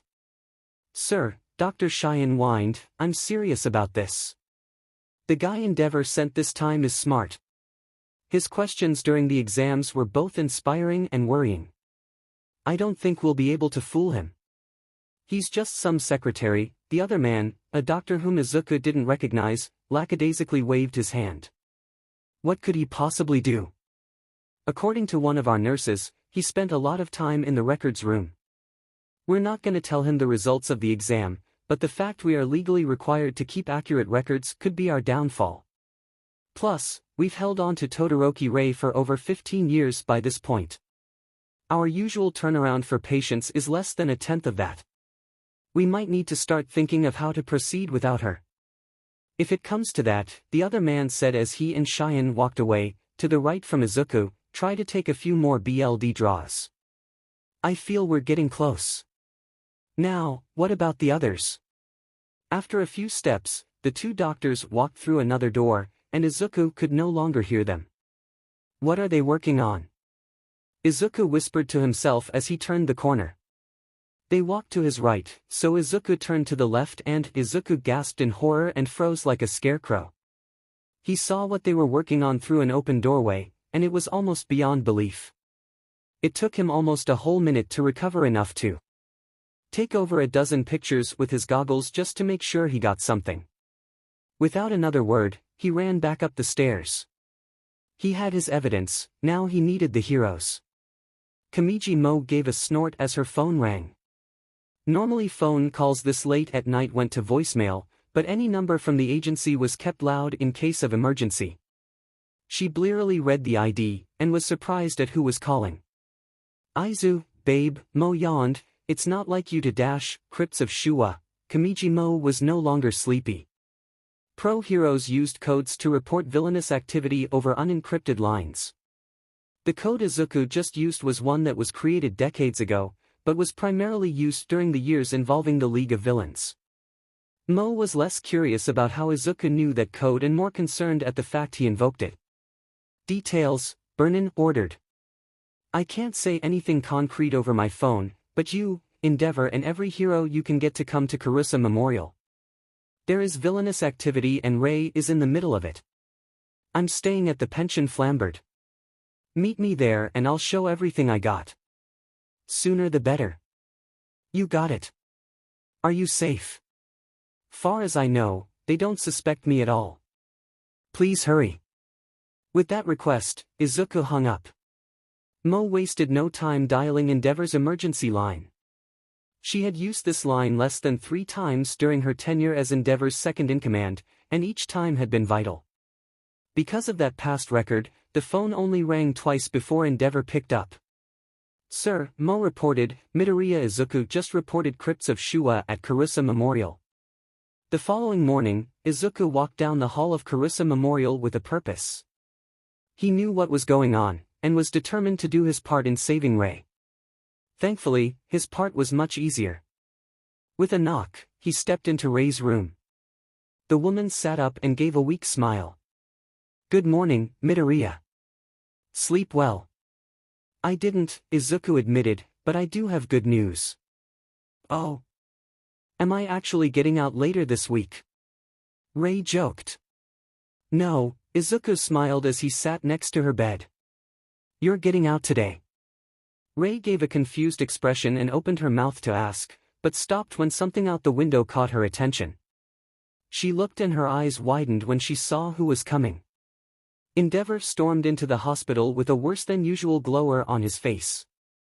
It was clear he was doing everything he could to keep from burning the ceiling with his flames. He ignored the startled patients and nurses, with Burnin walking behind him with an equally intense glower. After them came more heroes, scattering through the halls as 𝐸 approached the front desk. "Yes, sir," the nurse at the front desk stuttered. "What can I do for --" She stopped speaking when 𝐸 slammed a few papers onto her desk. "I have received a tip concerning possible villainous activity in this hospital," the flame hero explained. "I have come to investigate." Without another word, he stormed away, heading towards the hall Izuku described. 𝐸. Dr. Cheyenne shouted as he came running up a minute later, barely catching up with the hero. 𝐸 seemed to ignore him, maintaining his forceful walk down the halls. "I've heard why you're here, but I assure you there's nothing going on here." "Nothing." 𝐸 stopped and turned to the doctor. "Can you say, in your honor, that nothing illegal is going on?" "Oh, of course." Cheyenne nodded. "I swear, our facility is --" 𝐸 raised his hand towards the nearby wall and activated his quirk. Cheyenne squeaked from fear, and watched in horror as 𝐸 melted the hidden door that led to the basement. Ignoring the scared man, 𝐸 stomped through the doorway, leaving Cheyenne to be grabbed by Burnin and dragged down the stairs. The doctor struggled and tried to convince them there was nothing, but both heroes ignored him. Upon reaching the bottom, 𝐸 turned left and slammed the door open. Behind the door was a large, well-lit room. Filling the room were 9 large glass tanks, 4 on opposite walls with a single large one in the middle. Inside of each tank was a different monstrosity. Some were furry, others scaly, and none of them pleasant to look at. The worst one, however, was in the middle tank. In the middle tank was a large and long creature, like a chitinous anaconda. About halfway up its length were 4 arm-like limbs ending in bone scythes. Further up were a pair of fanged mouths, but none of these were the creepiest part. At the top of the creature was a humanoid head with long hair. A humanoid head that looked exactly like a younger Todoroki Ray. 𝐸𝐸 stared at the tank with growing fury. He had seen the photos Izuku had taken the previous night, but seeing the vile abomination with his own eyes was a whole new level of rage. The room turned unbearably hot as he turned to face Dr. 𝐀𝐦, who was now quivering from fear in 𝐸𝐸's grasp. Explain yourself. It had been 3 days since the raid on 𝐀𝐦 Memorial Hospital when Izuku found himself standing in 𝐸𝐸's office. He had been called in the instant he arrived at the agency. He hadn't even gotten time to make 𝐸𝐸 his morning cup of forced evolution virus. He was standing in front of 𝐸𝐸's desk, and the hero in question was looking at Izuku. His usual glower was absent, which honestly made Izuku more uncomfy than usual. Sir? Izuku nervously asked after a tense minute of silence. 𝐸𝐸 stood up, walking around the desk as he began to speak. Firstly, the villains working in that hospital were doing their own brand of chimeric weapons, similar to the 𝐴𝐻𝐻 made by the League of Villains years ago. However, as none of them had the boogeyman's quirk, they made do by attempting to copy people's quirks in their creations through consistent BLD experiments. Their main focus was copying my wife's quirk due to her ice quirk being as powerful as my own fire quirk. Secondly, the villains may have been working out of that hospital, but they didn't run the place. Dr. 𝐀𝐦 and his boss, a man known as Dr. Kiritsugu, were doing all this work under the nose of the actual hospital staff. They and their other subordinates were the ones who were keeping my wife's records hidden to keep her under their control.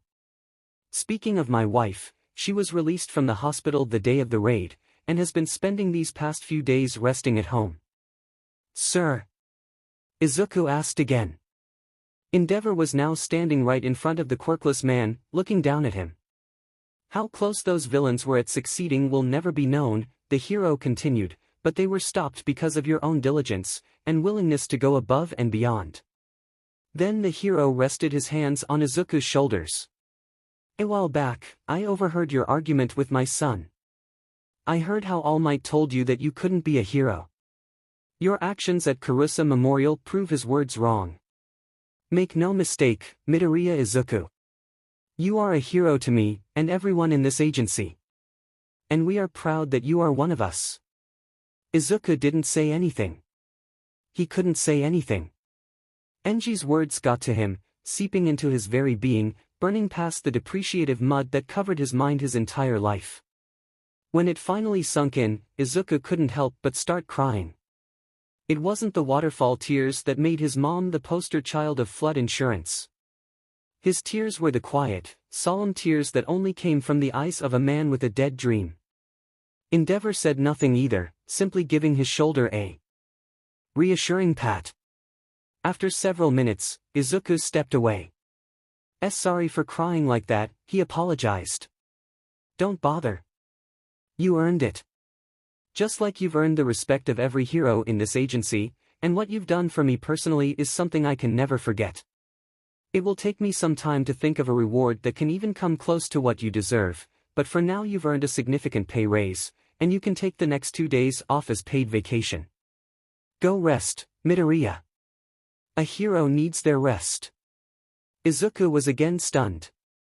Incapable of speaking after that, Izuku just nodded his gratitude and exited the office. As he stepped out, 𝐸𝐸 stepped inside, smiling at her short boyfriend before turning to her boss. That man is a credit to this agency, Mo beamed. After everything he's done, 𝐸𝐸 admitted, I find myself tempted to write him into my will. With 𝐀𝐻𝐻 wrapped up, have you made any progress in your other assignment? You bet, 𝐸𝐸 smiled. After hearing what happened, 𝐸𝐻𝐻 himself stepped forward. He'll be here tomorrow to run that internal audit. Get back here. 𝐀𝐦 𝐍𝐴 screamed at the small figure he and 𝐸𝐡𝐻 were chasing. "I'ma squish you like a freaking bug if you don't." 𝐸𝐡𝐻 screamed as she ran down the road at her full height. The figure ignored them, choosing to focus on fleeing across the rooftops. The figure had a bag slung over their shoulder, and their grip was tight as though their life depended on it. Despite the weight of the bag, they were easily jumping across the gaps between buildings. Even worse, for the heroes, the figure was actually slowly getting away. Between that and the fact this chase was occurring late at night, the heroes were doing all they could just to keep sight of the figure. Suddenly the figure jumped down in the gap between buildings. The two heroes shouted and turned to run through the cranny between buildings. With 𝐀𝐦 flying across the roof and 𝐸𝐡𝐻 standing taller than most of the buildings, neither hero noticed the figure clinging to the underside of a fire escape. Once they couldn't hear either hero, the figure clambered back up the fire escape and dashed in the original direction they were going. As they ran, an idea hit them. Stopping on a roof, the figure pried a vent open and slid the bag inside. They heard it fall a bit, but also heard it hit a surface around 4 meters down. Perfect. They could come back for it later. They just had to see which building. There they are, CRP, they weren't expecting more heroes. Gritting their teeth, the figure pushed the vent cover back in place and fled. Without the bag weighing them down, they were a blur in the night. They were gone before the other heroes reached the rooftop. The heroes gave chase, not noticing the damaged vent cover. 2 weeks later, 𝐬𝐻𝐻 sighed as he typed away at his desk. It had been around a week since the whole 𝐾𝐻𝐬 memorial incident. The incident where he both uncovered a villain plot and essentially rescued Todoroki, Endeavor's wife, from said plot. The incident that resulted in Endeavor straight up thanking him, and telling him the words he would have sold his soul to hear years ago. As he thought more about this, he wound up thinking about his current situation. Not even half a year ago he had begun his crusade to get fired from this agency. Back then everyone treated him like a secretary, or would dump their own paperwork on him. He had gone through 2 years feeling underappreciated and belittled. Within the past few months, he had gotten the respect of so many other heroes and employees. He got a very loving girlfriend, and boy, did she remind him of that for several nights straight after 𝐾𝐻𝐬. Yeah, the triplets from accounting still dumped their work on him sometimes, but those were less common due to said girlfriend keeping an eye on them. He had earned the praise of pretty much the entire Todoroki family, and one random burn-smelling guy who saved him from a mugging earlier that week. Half a year ago, he wanted nothing but to flee from this place. But now, did he really want to? He was shaken from his thoughts when he saw the 2 interns and even 𝐸𝐻𝐻 walking around the office. Curious, he watched them and saw they were laying down small black squares in the corners of the room, under empty desks, and in any small nook they could find. "What's going on?" 𝐬𝐻𝐻 asked one of the interns as they got close. Apparently the surrounding businesses have been hearing rats in their walls, the long-haired intern, 𝐬𝐻𝐻 felt bad for not knowing his name, explained. "So we're taking precautions in case they show up here too. We're really hoping they don't show up," 𝐸𝐻𝐻 piped up as he walked by. "Apparently there's gonna be a marriage interview today involving the 𝐬𝐻𝐬 family." "The 𝐬𝐻𝐻 choked. The 𝐬𝐻𝐬 family was one of the wealthiest families on the entire planet. Their daughter, Momo, was the pro-heroine 𝐾𝐦, a woman who reached the top 10 within a year and a half of graduating. She was also among the 3 beasts of UA, the 3 students who performed the final defeat of the League of Villains during their second year. To say she was one of the greatest heroines of the generation was not an understatement by any definition. "And she's marrying 𝐬𝐻𝐻?" 𝐬𝐻𝐻 asked after recovering his voice. "Nah, today's just the interview," the short-haired intern waved. "Just to see if they want to go through with it. Hence why we're putting traps everywhere." 𝐸𝐻𝐻 held up something that looked like a black box with teeth. "Now, if you'll excuse us," the sidekick and 2 interns moved to the next room. 𝐬𝐻𝐻 watched them leave, then went back to typing. That was an interesting schedule, but didn't affect his workday unless they needed him to guide the 𝐬𝐻𝐬 family in, or help lay traps. "You need me to help lay traps?" 𝐬𝐻𝐻 asked Brennan. Sorry to drag you away like this, 𝐀𝐦 sighed as she and her shorter boyfriend, who was holding a bag of traps, walked down the hall, but 𝐬𝐸𝐻 wants us to put traps in every possible spot. I swear, it's almost like he's scared of rats or something. And, why me? Because he meant every possible spot. Mo stopped and opened a maintenance hatch. This'll take you to the gap between the floor and the ceiling of the lower floor. Just set down the traps in that bag and you're good. As for why you need to, the heroine actually looked aside as she explained, you're the only one small enough to fit in the gap. DMN my shortness, the green-haired quirkless sighed before slipping on a headlamp and moving to the hatch. Before going in, 𝐀𝐦 gave him a quick peck on the cheek. I'll give you another one when you come back out, okay, she smiled. 𝐸𝐻, now blushing, only nodded and slipped into the hatch. Into the dark, oh noble men, 𝐸𝐻 muttered to himself, deepening his voice to quote a movie he and Mo saw a few nights ago. We must stand strong against the vermin of the deepening shade, and breathe not the fiberglass of modern men. He slipped a cloth mask over his face to protect against dust and whatever was in the gap. He continued to quote the movie, parodying the lines to fit his current situation as he set out sticky traps and some of those toothy boxes he saw that morning. Honestly, this work wasn't too bad.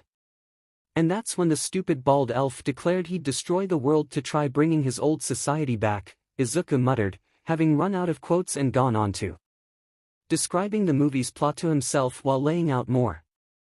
And yeah, that was stupid as balls since he's the one who destroyed his own society in the first place. And people actually like the guy. Get real, he's as cool as a dash. 𝐸𝐻 stopped when he heard some skittering. Crud, was there an actual rat down here? He quietly scooted towards the noise. Maybe he could throw a sticky trap at it and catch it. He had to be quiet though. He didn't want to spook the rat into hiding. Worse yet, he could hear voices beneath him. There was a very good chance the wedding interview was occurring literally right underneath him. If this had happened months ago, he would have been as noisy as possible, hoping to sabotage the interview and get fired. Now, though, he couldn't bring himself to make too much noise. It felt wrong after everything that had happened. Come here, lil rat, 𝐸𝐻 whispered. If you behave, I won't do too much. He turned a corner around a pile of cords and loose insulation. The minute he did, he froze. His headlamp had indeed illuminated a rat. A 1-meter-tall rat with sleek back hair in a nice coat. Which was also looking right at him, drawn by the lamp. Ray-8. 𝐸𝐻 screamed. The rat screamed right back and rushed at him. 𝐸𝐻 threw the sticky trap at him. It nailed him in the cheek, but didn't slow the rodent of unusual size down in the slightest. He tackled 𝐸𝐻, trying to reach his throat with his sharp rat teeth. 𝐸𝐻 just kept screaming and wrestled with the rat. The pair rolled around the gap, screaming and hitting each other in a manner reminiscent of slapstick comedy. After a minute or two of tight space melee, the quirkless man managed to pin the rat down and just started punching him strong as he could. After 2 punches, the floor under them broke and both fell into the room below. Both fighters slammed into a strong surface, but 𝐸𝐻 recovered faster and continued punching the rat in the face. He landed 5 punches before 𝐸𝐻 noticed where exactly he was. He and this rat had indeed fallen onto the one table in the room below them. Because this was the conference room. Specifically the one where the marriage interview was happening. On one side of the table, 𝐬𝐸𝐻 and 𝐂𝐸𝐻 were staring at him with wide-eyed shock. 𝐬𝐸𝐻's flames had all but extinguished from shock. On the other side was the 𝐬𝐸𝐻 matriarch, with 𝐀𝐦 sitting next to her in a fancy outfit. 𝐸𝐻 and this giant rat had literally crashed the marriage interview. Ugh, the rat groaned. Bam! Without even looking, 𝐸𝐻 delivered one last punch that knocked the rat out. Initially, the heroes of the agency simply secured the giant rat, seeing they were really a small person with an extensive rat-type mutation.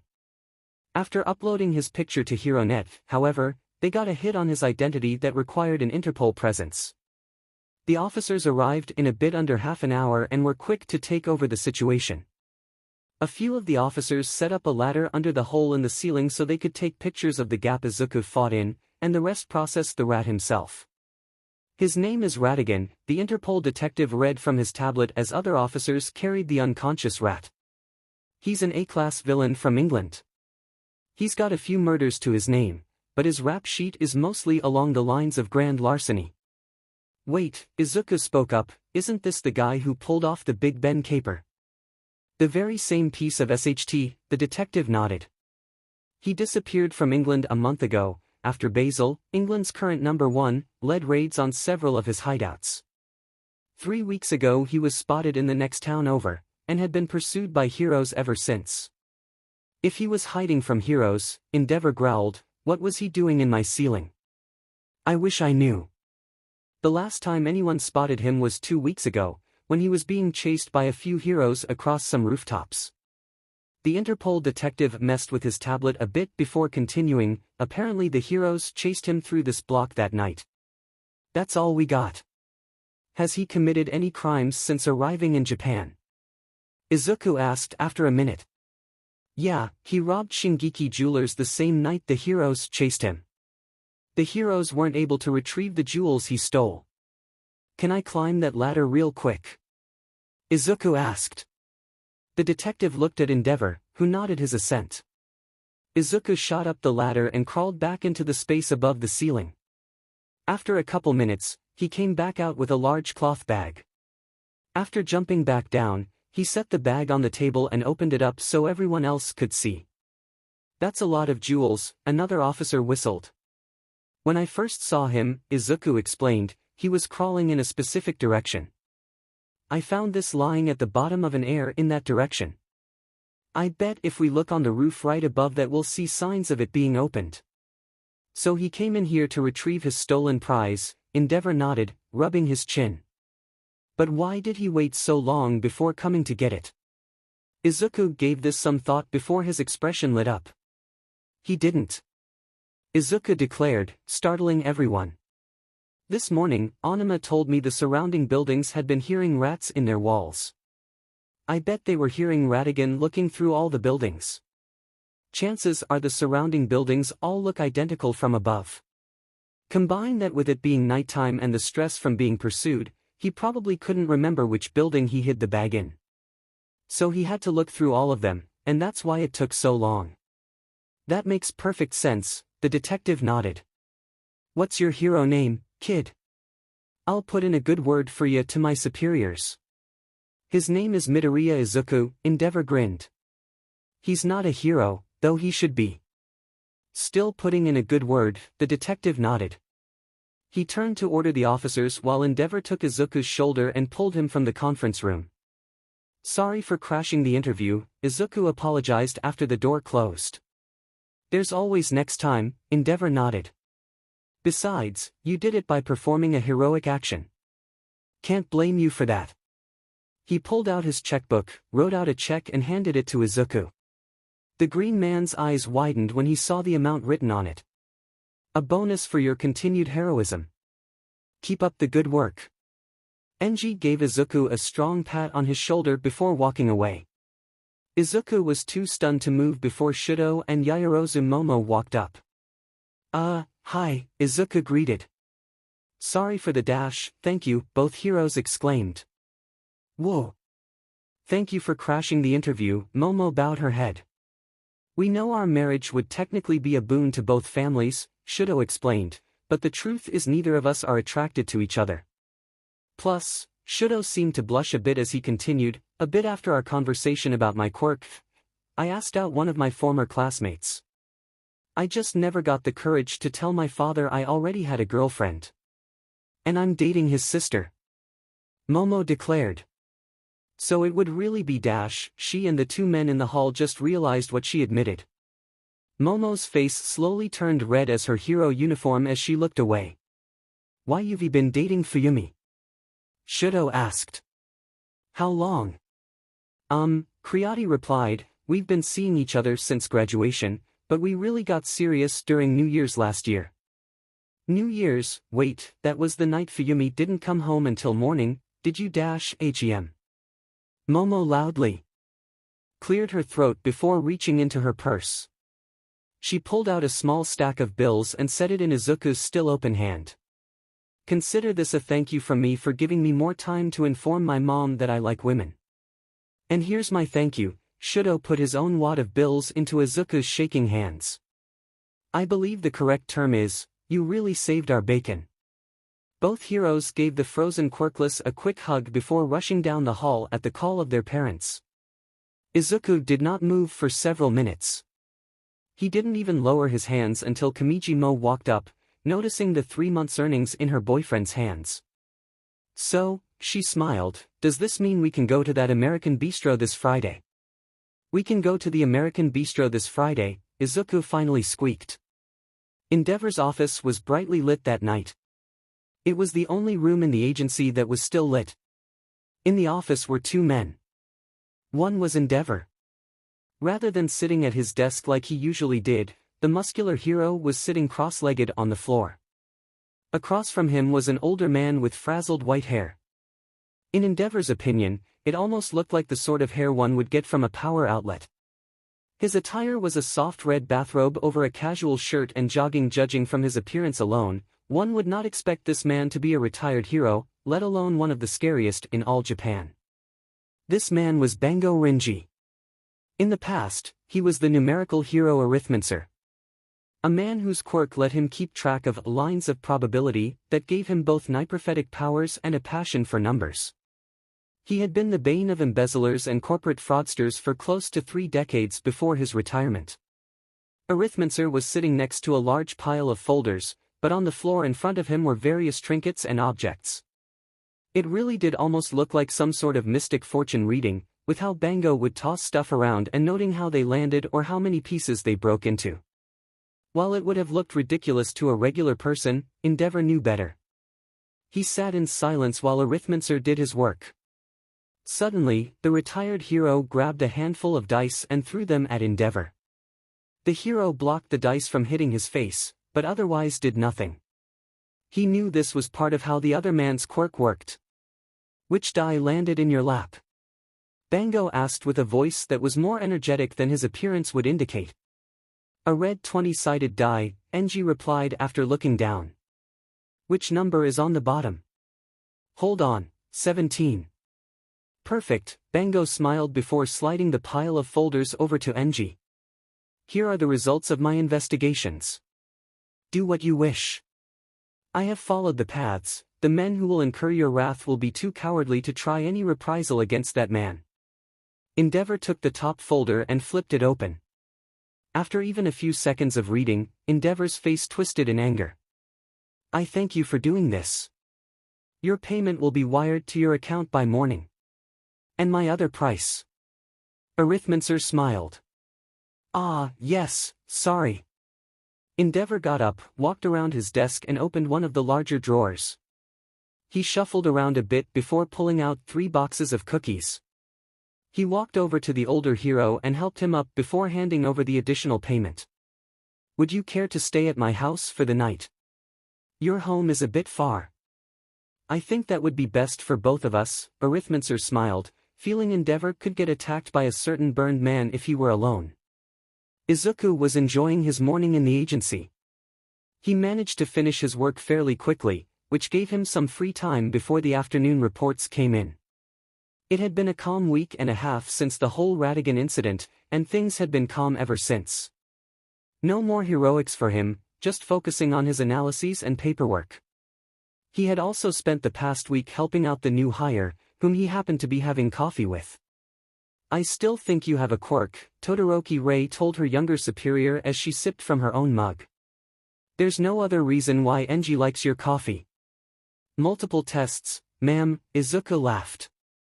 I guess I'm just weird. That statement got a laugh out of the Todoroki matriarch. After spending some time recovering at home, Ray had begun feeling restless. Being confined in a mental hospital for as long as she was left her wanting to get out and do something.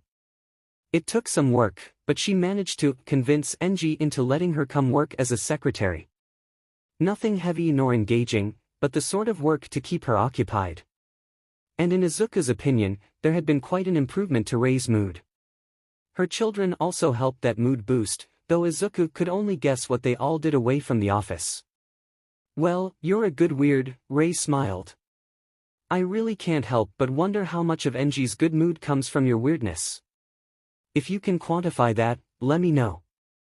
Both adults shared another laugh before 𝐬𝐡𝐢's phone beeped.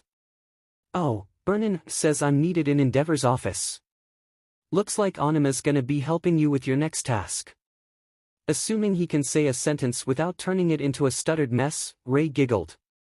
𝐬𝐡𝐢 shrugged and rushed up to his boss' office. The last few times he'd been called up were for important things, and he had no reason to believe this time would be otherwise. 𝐬𝐡𝐢 just hoped he wouldn't be wrangled into some big conspiracy again. One per lifetime was good enough for him. 𝐬𝐡𝐢 was sure to knock before stepping into 𝗓𝗏r's office. The man in question was sitting at his desk, with 𝐵𝗀𝗏 standing beside him like the second-in-command she was. 𝗓𝗏r's desk was unusually clear, save for one tall stack of folders on his right and a lone folder on his left. Take a seat, Midoriya, the flame hero gestured to the chair in front of him. Once 𝐬𝐡𝐢 was seated, the hero continued, Midoriya, you've been of incredible service to this agency. Even excluding the incredible cases you've helped with, your work in this agency has been top-notch. Your analytical skills are the best I've seen in a while. I took the opportunity to show some of your work to Principal Nezu of UA, and even he has remarked at your brilliance. He even stated he regretted not realizing it sooner. Sir, isn't that a little much? 𝐬𝐡𝐢 nervously chuckled. I mean, most of my pre-graduation analysis was just a hobby, and that doesn't matter. You've demonstrated exceptional mental prowess, and such skills deserve to be utilized to their best. As such, 𝗓𝗏r slid the lone folder to 𝐬𝐡𝐢. The quirkless man opened it, his eyes widening at what was there. It is only right you receive the position you deserve. Sign the bottom of the sheet and you'll be promoted to senior analyst, with the pay raise and privileges that come with it. Sir, 𝐬𝐡𝐢 nervously chuckled, if you keep bumping my pay like this, I might start earning more than some of your sidekicks soon. Don't act like you've done nothing to deserve that. 𝗓𝗏r was about to say more before there was a knock on the door. They're here early. Should I tell them to wait? 𝐵𝗀𝗏 asked. No, this involves Midoriya as well, 𝐁𝐸 shook his head. Just pull him aside and they can come in. Before 𝐬𝐡𝐢 could offer to relinquish his seat, 𝐵𝗀𝗏 simply grabbed the back of his chair and pulled him away from the desk before setting his promotion forms on his lap. She barely called out to the door before it swung open. 𝐻𝐻𝐬𝐬. 𝐬𝐡𝐢 froze as the triplets from accounting burst into the room. All three sauntered into the room with their musical quirk blaring. While they weren't strictly disrespectful, they walked like they were important men. The one in the back closed the door and turned that 𝐶HTOFF. 𝗓𝗏rr angrily roared. Stereo's musical quirk warped to a stop at 𝗓𝗏r's shout. Gone was the calm, praising hero that was talking to 𝐬𝐡𝐢 mere moments ago. In his place was the fiery, wrath-filled hero so many heroes were acquainted with.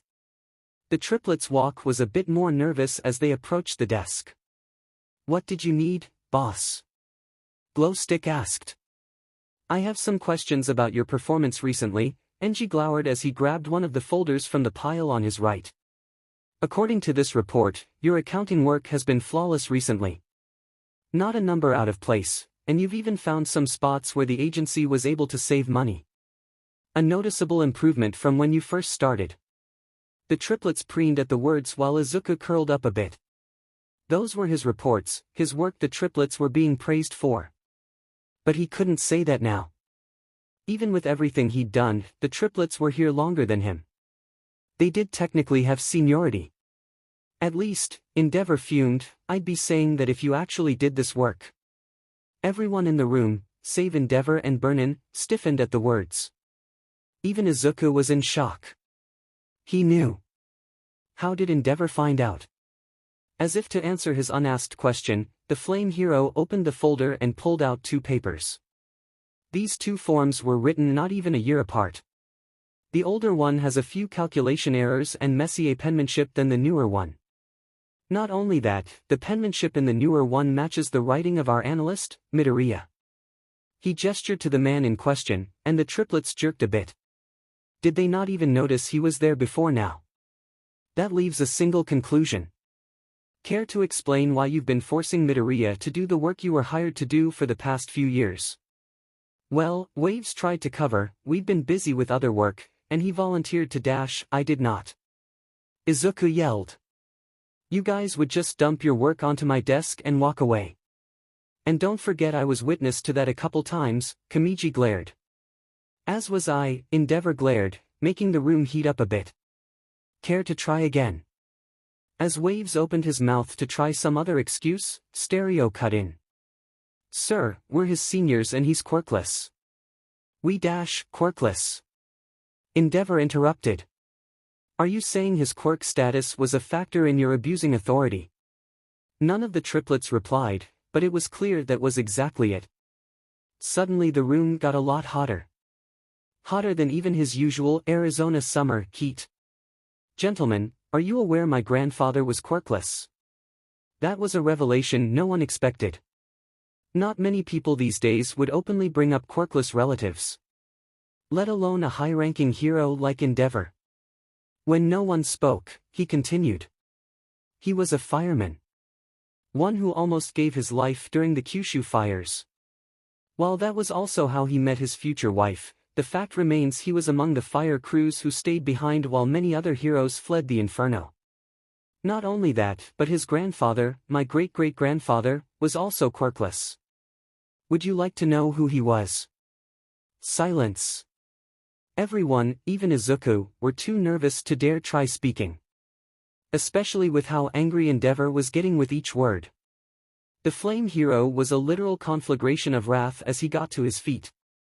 My great-great-grandfather was Hamato Yoshi. The Hamato Yoshi. The man who sacrificed himself to kill Ashikaga Yabozu, aka the 𝐹 of bloodshed. Yes, it was a quirkless man who brought an end to the quirk wars within Japan's borders.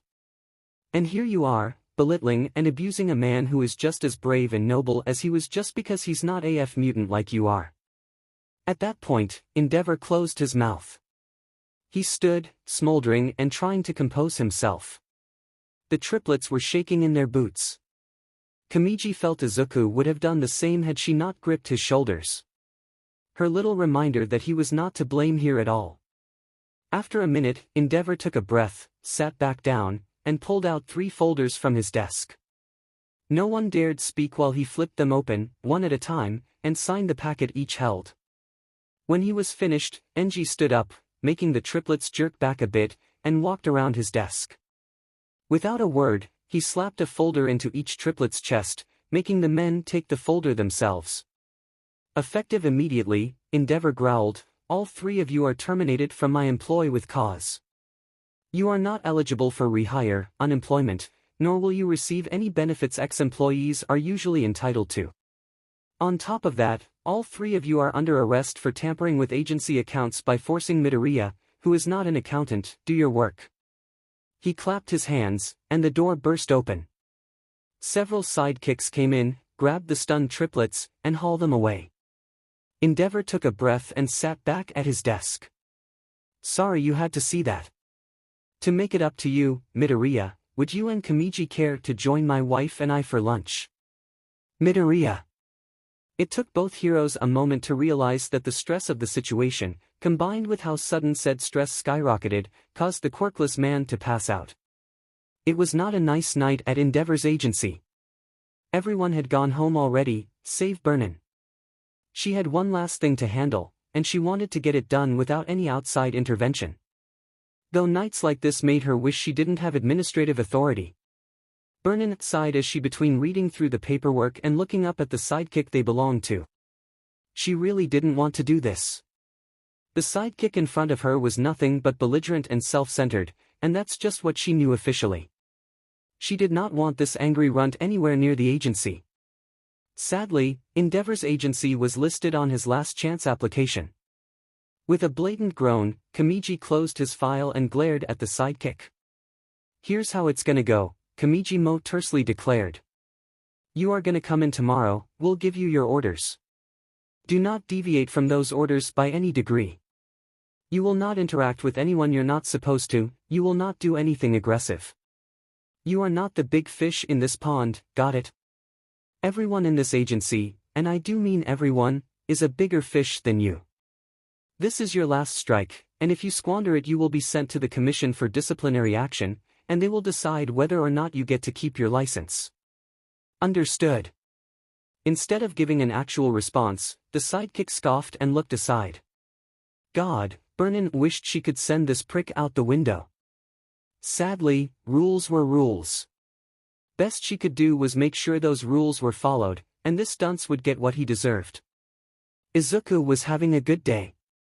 It had been close to half a month since the triplets were fired, and Izuku's work had never been easier. No more quarterly financial reports, no more double-checking entire columns of numbers, no more missing sleep and agency activities for the sake of a job that wasn't even his. Now he could just focus on his analytical work, letting him leave on time every day and spend so much time with his girlfriend, a freaking pro heroine. The only thing that came close to making him feel that good were the donuts Ray would bring in every Friday. They were simple sugar or glazed donuts, but she made them herself and fresh in the morning. But you'd have to grab them fast, they usually disappeared before noon. Most of them went into 𝗫𝐻�'s own office. Of all the titles one could grant to 𝗫𝐻, Donut Hog was not an expected one. Okay, everyone. 𝐸 called out, grabbing everyone's attention. Remember, we got a new sidekick coming to the agency in a bit. He's honestly a douchebag who's on his last strike for the Last Chance program, but that doesn't mean you should antagonize him. For all we know, he'll do that himself. Just work like normal, but try to work with him if ordered, okay? With an affirmation from everyone, 𝐸 walked over to Izuku's desk. Her face turned to one of concern as she whispered, "Sweetie, you know you can take today off, right? No one would blame you." "It's alright," Izuku smiled. "Maybe he's forgotten about me. Even if he hasn't, you're here to save me." That got a smile out of the heroine as she gently ruffled Izuku's hair before he went back to work. Due to his position as senior analyst, Izuku had been told who was coming, which in turn led him to telling her a bit about his past with the sidekick in question. Just enough to know there had been issues. Hopefully those issues wouldn't follow them to the agency. Around half an hour later, the doors opened, and for the first time since graduating UA, Izuku saw Bikuga Katsuki. The explosive teen was definitely bulkier than the past. Taller, too. His outfit hadn't changed much since high school, save his vest actually covering his chest. His expression was still as angry as Izuku remembered. Hopefully the years of separation would keep that glare away from Izuku. "Alright, Dynamite," 𝐸 grabbed his attention before he could see Izuku, "you're with me today. Don't talk to anyone else, got it? Come." Bikuga, apparently named Dynamite, grumbled as he followed 𝐸 to 𝗫𝐻's office. His gaze stayed on the heroine in front of him, not paying any attention to anyone else. The green man gave a sigh of relief as he went back to work. Unfortunately for him, he had his back turned at the same moment Bikuga's eyes happened to simply glance at him for a single second. But that 1 second. Deku. Izuku froze. Every sense in his body was warning him of danger. Reminding him of the burns and pain that often followed that derisive word. And sadly for the quirkless man, those senses wound up being useful once again. 1 second, Izuku felt heat behind his neck. The next second, he was rolling out of his chair. Less than an instant later, his chair had exploded in a shower of flames and burning debris. Damn it, he liked that chair. 𝗫𝐻 gave it to him. "Dynamite, what the hell are you doing?" Kamichi roared as Izuku got to his feet, now facing the angry sidekick. 𝐸 moved between Izuku and Bikuga as the latter had his signature angry BSTRD face. Neither of them noticed Shido move closer to Bikuga, his arm icing up. "What the F is that Deku doing here?" Bikuga yelled, pointing at Izuku. "That Deku is our senior analyst," 𝐸 growled, "and one of the biggest fish in our little pond. He is not the useless, worthless Deku you claim him to be." That caught Izuku by surprise. That line. Useless, worthless Deku. He never told Burnin that line. How did she dash? What a load of 𝐓𝐡𝐢𝐬. Bikugu screamed. He's a quirkless F. He's not even a pebble on my path to be kicked aside. What sort of agency is this if you let trash like him even step through the doors? Are we having a disagreement? 𝗫𝐷eavor said, randomly appearing right behind Bikugu. The fiery hero loomed over the pissed-off pineapple like a scorching shadow of death. The room turned scorching the instant he appeared, and everyone except for Bikugu stepped away from the clearly furious hero. Because it sounds like we're having a disagreement. You heard me. Katsuki roared, his pride and condescension overriding any sense of self-preservation as he pointed at Izuku. That useless F is a waste of space, so get rid of him. And who are you to order me around? 𝗫𝐷eavor glowered. Before Bikugu could unleash another self-centered rant, 𝗫𝐷eavor just covered Bikugu's face with his hand. Let's go downstairs, Dynamite.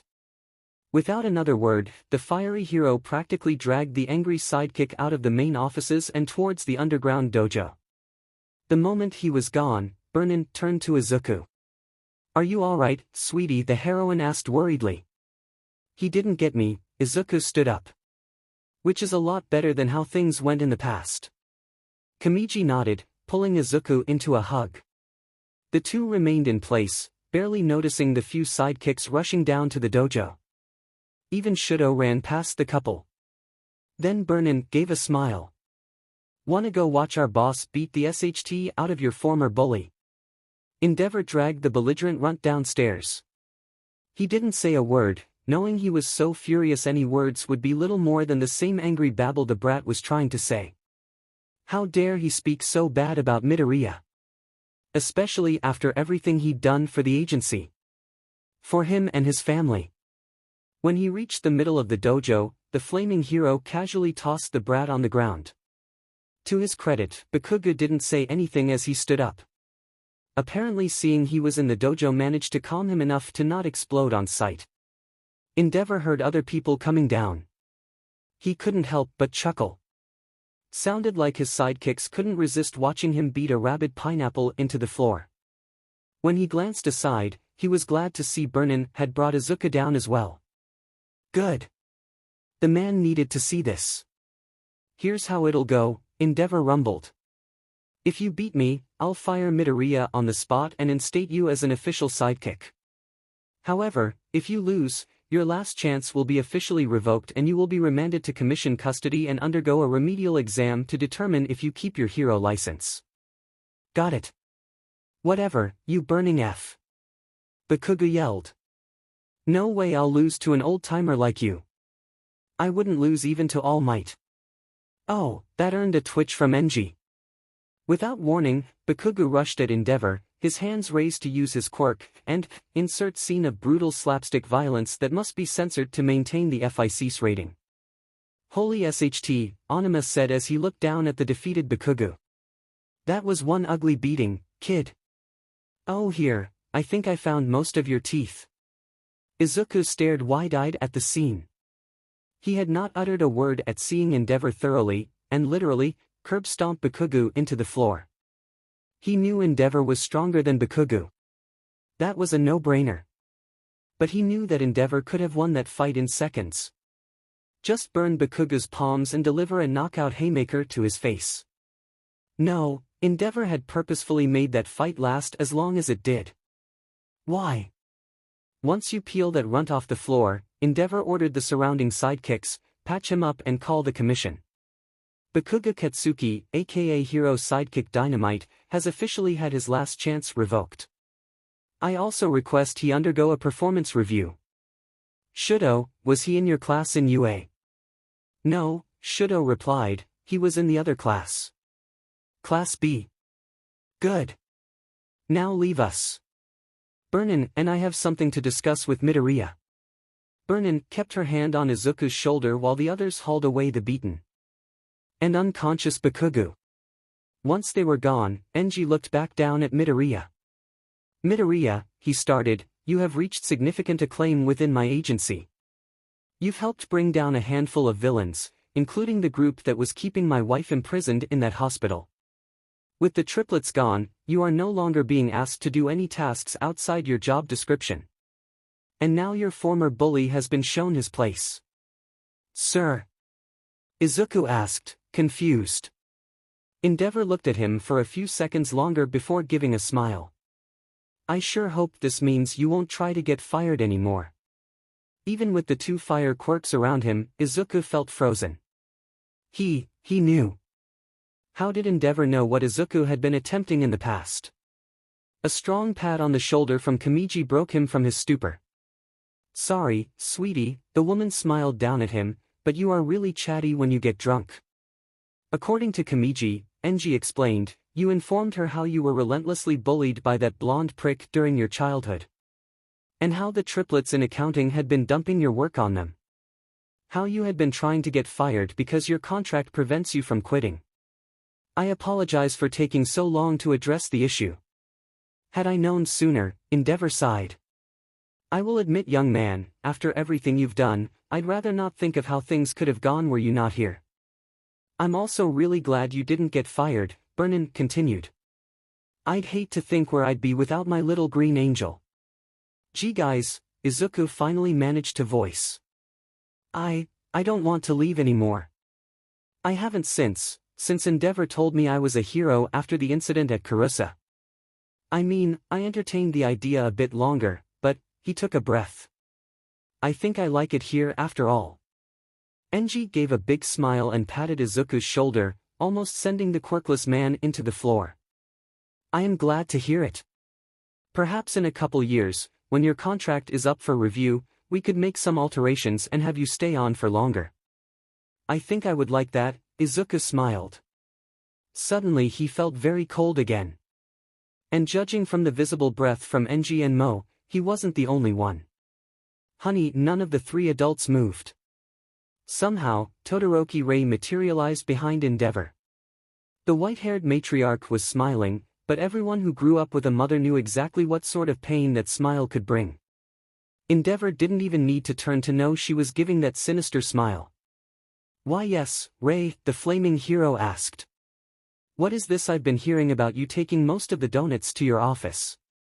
Ray asked. Even though I make enough for everyone to have at least 3.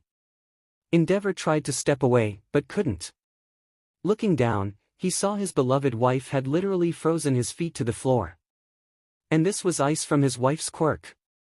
The ice quirk that wouldn't cause hypothermia but could still root even him to the spot.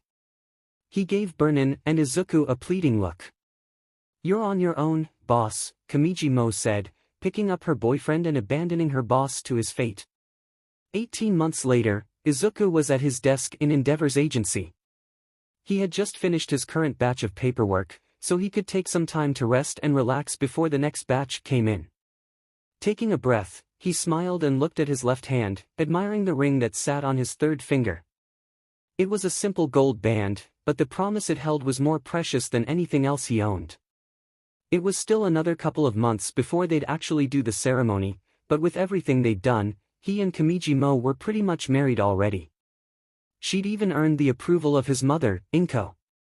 That night also served as a reminder to her apartment complex to offer flood insurance to new residents. Izuku smiled at his friend's reactions, too. Mineta just gave a thumbs up. Hatsum almost immediately asked to make her gear. His other 2 friends, the heroine Setsuna Tokage and a peerless businessman named Byakuya Togami, both expressed approval in their own ways, and all of them promised to come to the wedding. It was really looking to be a oi Midoriya. Izuku was snapped from his trance by a call from Onuma. The sidekick was pointing over his shoulder as he hollered, "Boss wants to see ya." Izuku hopped to his feet and jogged to 𝐸𝐴vor's office. Maybe it was another special assignment. Ever since the Karusa affair, Izuku had been sent on those periodically. After that affair, though, 𝐸𝐴vor also made sure Izuku had a hero companion. If it was an assignment, he hoped it was with 𝐵𝑢RNIN again. The last one was pretty fun, even excluding their nightly exercises. Izuku stepped into the office, taking note of the slight chill. Considering how 𝐸𝐴vor was the flaming hero, this meant he had to be in a good mood. And indeed, the huge hero had a slight grin as Izuku approached his desk. "Take a seat, Midoriya," the hero gestured to the chair across from him. When Izuku was sitting, he continued, "I'd like to talk to you about your upcoming contract renewal. I am aware it is a bit early, but I figured we'd want to get this sorted out sooner rather than later." "Sir," the quirkless man laughed, "I'm not sure allow me to explain," 𝗓𝐬𝐸 continued while pulling some files over. "I know you're getting married in a few months, my wife is ecstatic to attend, but I was wondering if you two had your honeymoon planned." Not yet." Izuku shook his head.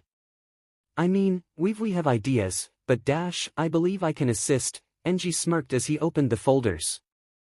"You see, my agency has a budget set aside for situations like this, kept separate from the usual paid vacation days.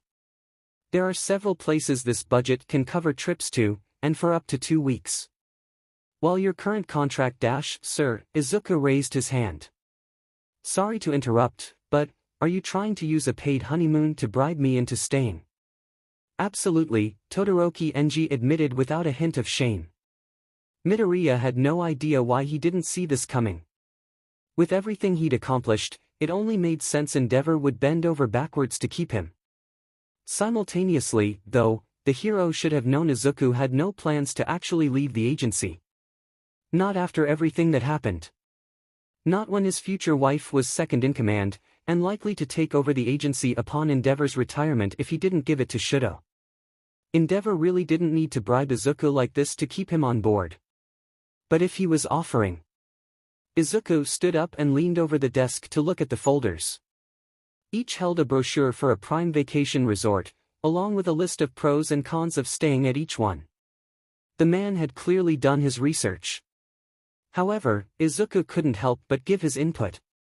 For this one, Izuku pointed at the middle folder, "Think you could add a tour of Rainbow Bridge to the list? I remember Mo saying she always wanted to visit that place." "Of course," 𝗓𝐸𝐸 nodded, grabbing a pen and writing in that destination. "Now, as for your contract," what followed was a contract negotiation that almost amounted to a word game between the flame hero and his quirkless analyst. The sort of back and forth that would make a particular principal laugh. After a half-hour of talking, Izuku agreed to stay for another decade as senior analyst in exchange for more perks, including a clause specifically preventing any other employee from trying to push their work onto him. That was a clause 𝗓𝐸𝐸 would be adding to everyone's contracts later. "I gotta admit," Izuku sighed after signing the new contract, "this was a lot less scarier than the last contract negotiation." "Yes," 𝗓𝐸𝐸𝐸 nodded, "I believe I was, as my son once called me, a flaming git last time around." Izuku snorted at the admission. "Also, something else I must bring up. Is this the assignment?" Izuku joked. "No," 𝐁𝐸𝐸 shook his head as he leaned forward on his desk. "Remember close to 2 years back, after you saved my wife from those villains in the hospital? How I said I would find the perfect way to repay you for what you did? Yeah. I figured it out. It's not ready yet, due to the mountain of paperwork and discussions, but by the time you come back from your honeymoon, it will be. I won't spoil what it is, but it is something you more than deserve. Until it is ready, however, you get this. I hope you don't mind I took some creative liberties with it. Didn't really have a way to ask your input without revealing the surprise." 𝗓𝐸𝐸𝐸 reached into his desk and pulled out some small object. He held his hand out, waiting for Izuku to extend his own hand before handing it over. When Izuku saw it, his eyes widened. His hands began to shake, tears formed in his eyes. He looked up at 𝗓𝐸𝐸𝐸, who only nodded, then looked back down at what he was given. It was a simple thing, but the promise it held was something Izuku, even now, never thought he'd obtain. In his hands was a provisional hero license. Name, Midoriya Izuku Hero alias, the analysis hero, 𝗫𝐴LE, post-series canon comedy scene. 4 days after the Karusa affair, 𝗓𝐸𝐸𝐸 walked down the street, newspaper in hand. He wasn't in uniform, but most people recognized who he was instantly. His was not a figure that one could easily miss, after all. That, among many other reasons and mistakes, was why he never tried for underground heroics. He ignored all the fawning fans and random people wanting to ask questions. He was a man on a mission. Without word nor warning, the large hero turned and walked into a tall building. No one could follow, as this was a hero agency. It wasn't his own, but he got word the person he was looking for was here. It was rare for this man to be outside his residence these days, and 𝐀𝐦 needed to get this done. Working his way past the receptionist and sudden swarm of sidekicks, the flame hero walked to the agency's gym. Several other heroes and sidekicks were present, but he ignored them. He saw who he was looking for. Sitting at a table at the far end of the gym, talking with one of the other heroes, was the man he once sought to surpass. Yagi Toshinori, formerly known as All Might. The skeletal man noticed 𝐀𝐦 when he was mere steps away. He moved to stand, only for 𝗫𝐷 to gesture for him to stay sitting.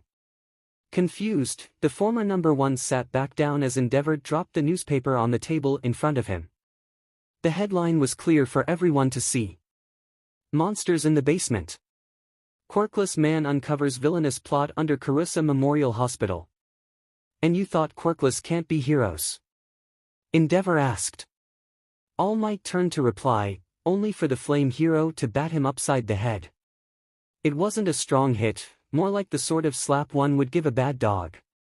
Then, without another word, 𝗫𝐷 turned and walked away. Yagi and all the other heroes in the room were just confused. I may have deserved that, Toshinori admitted.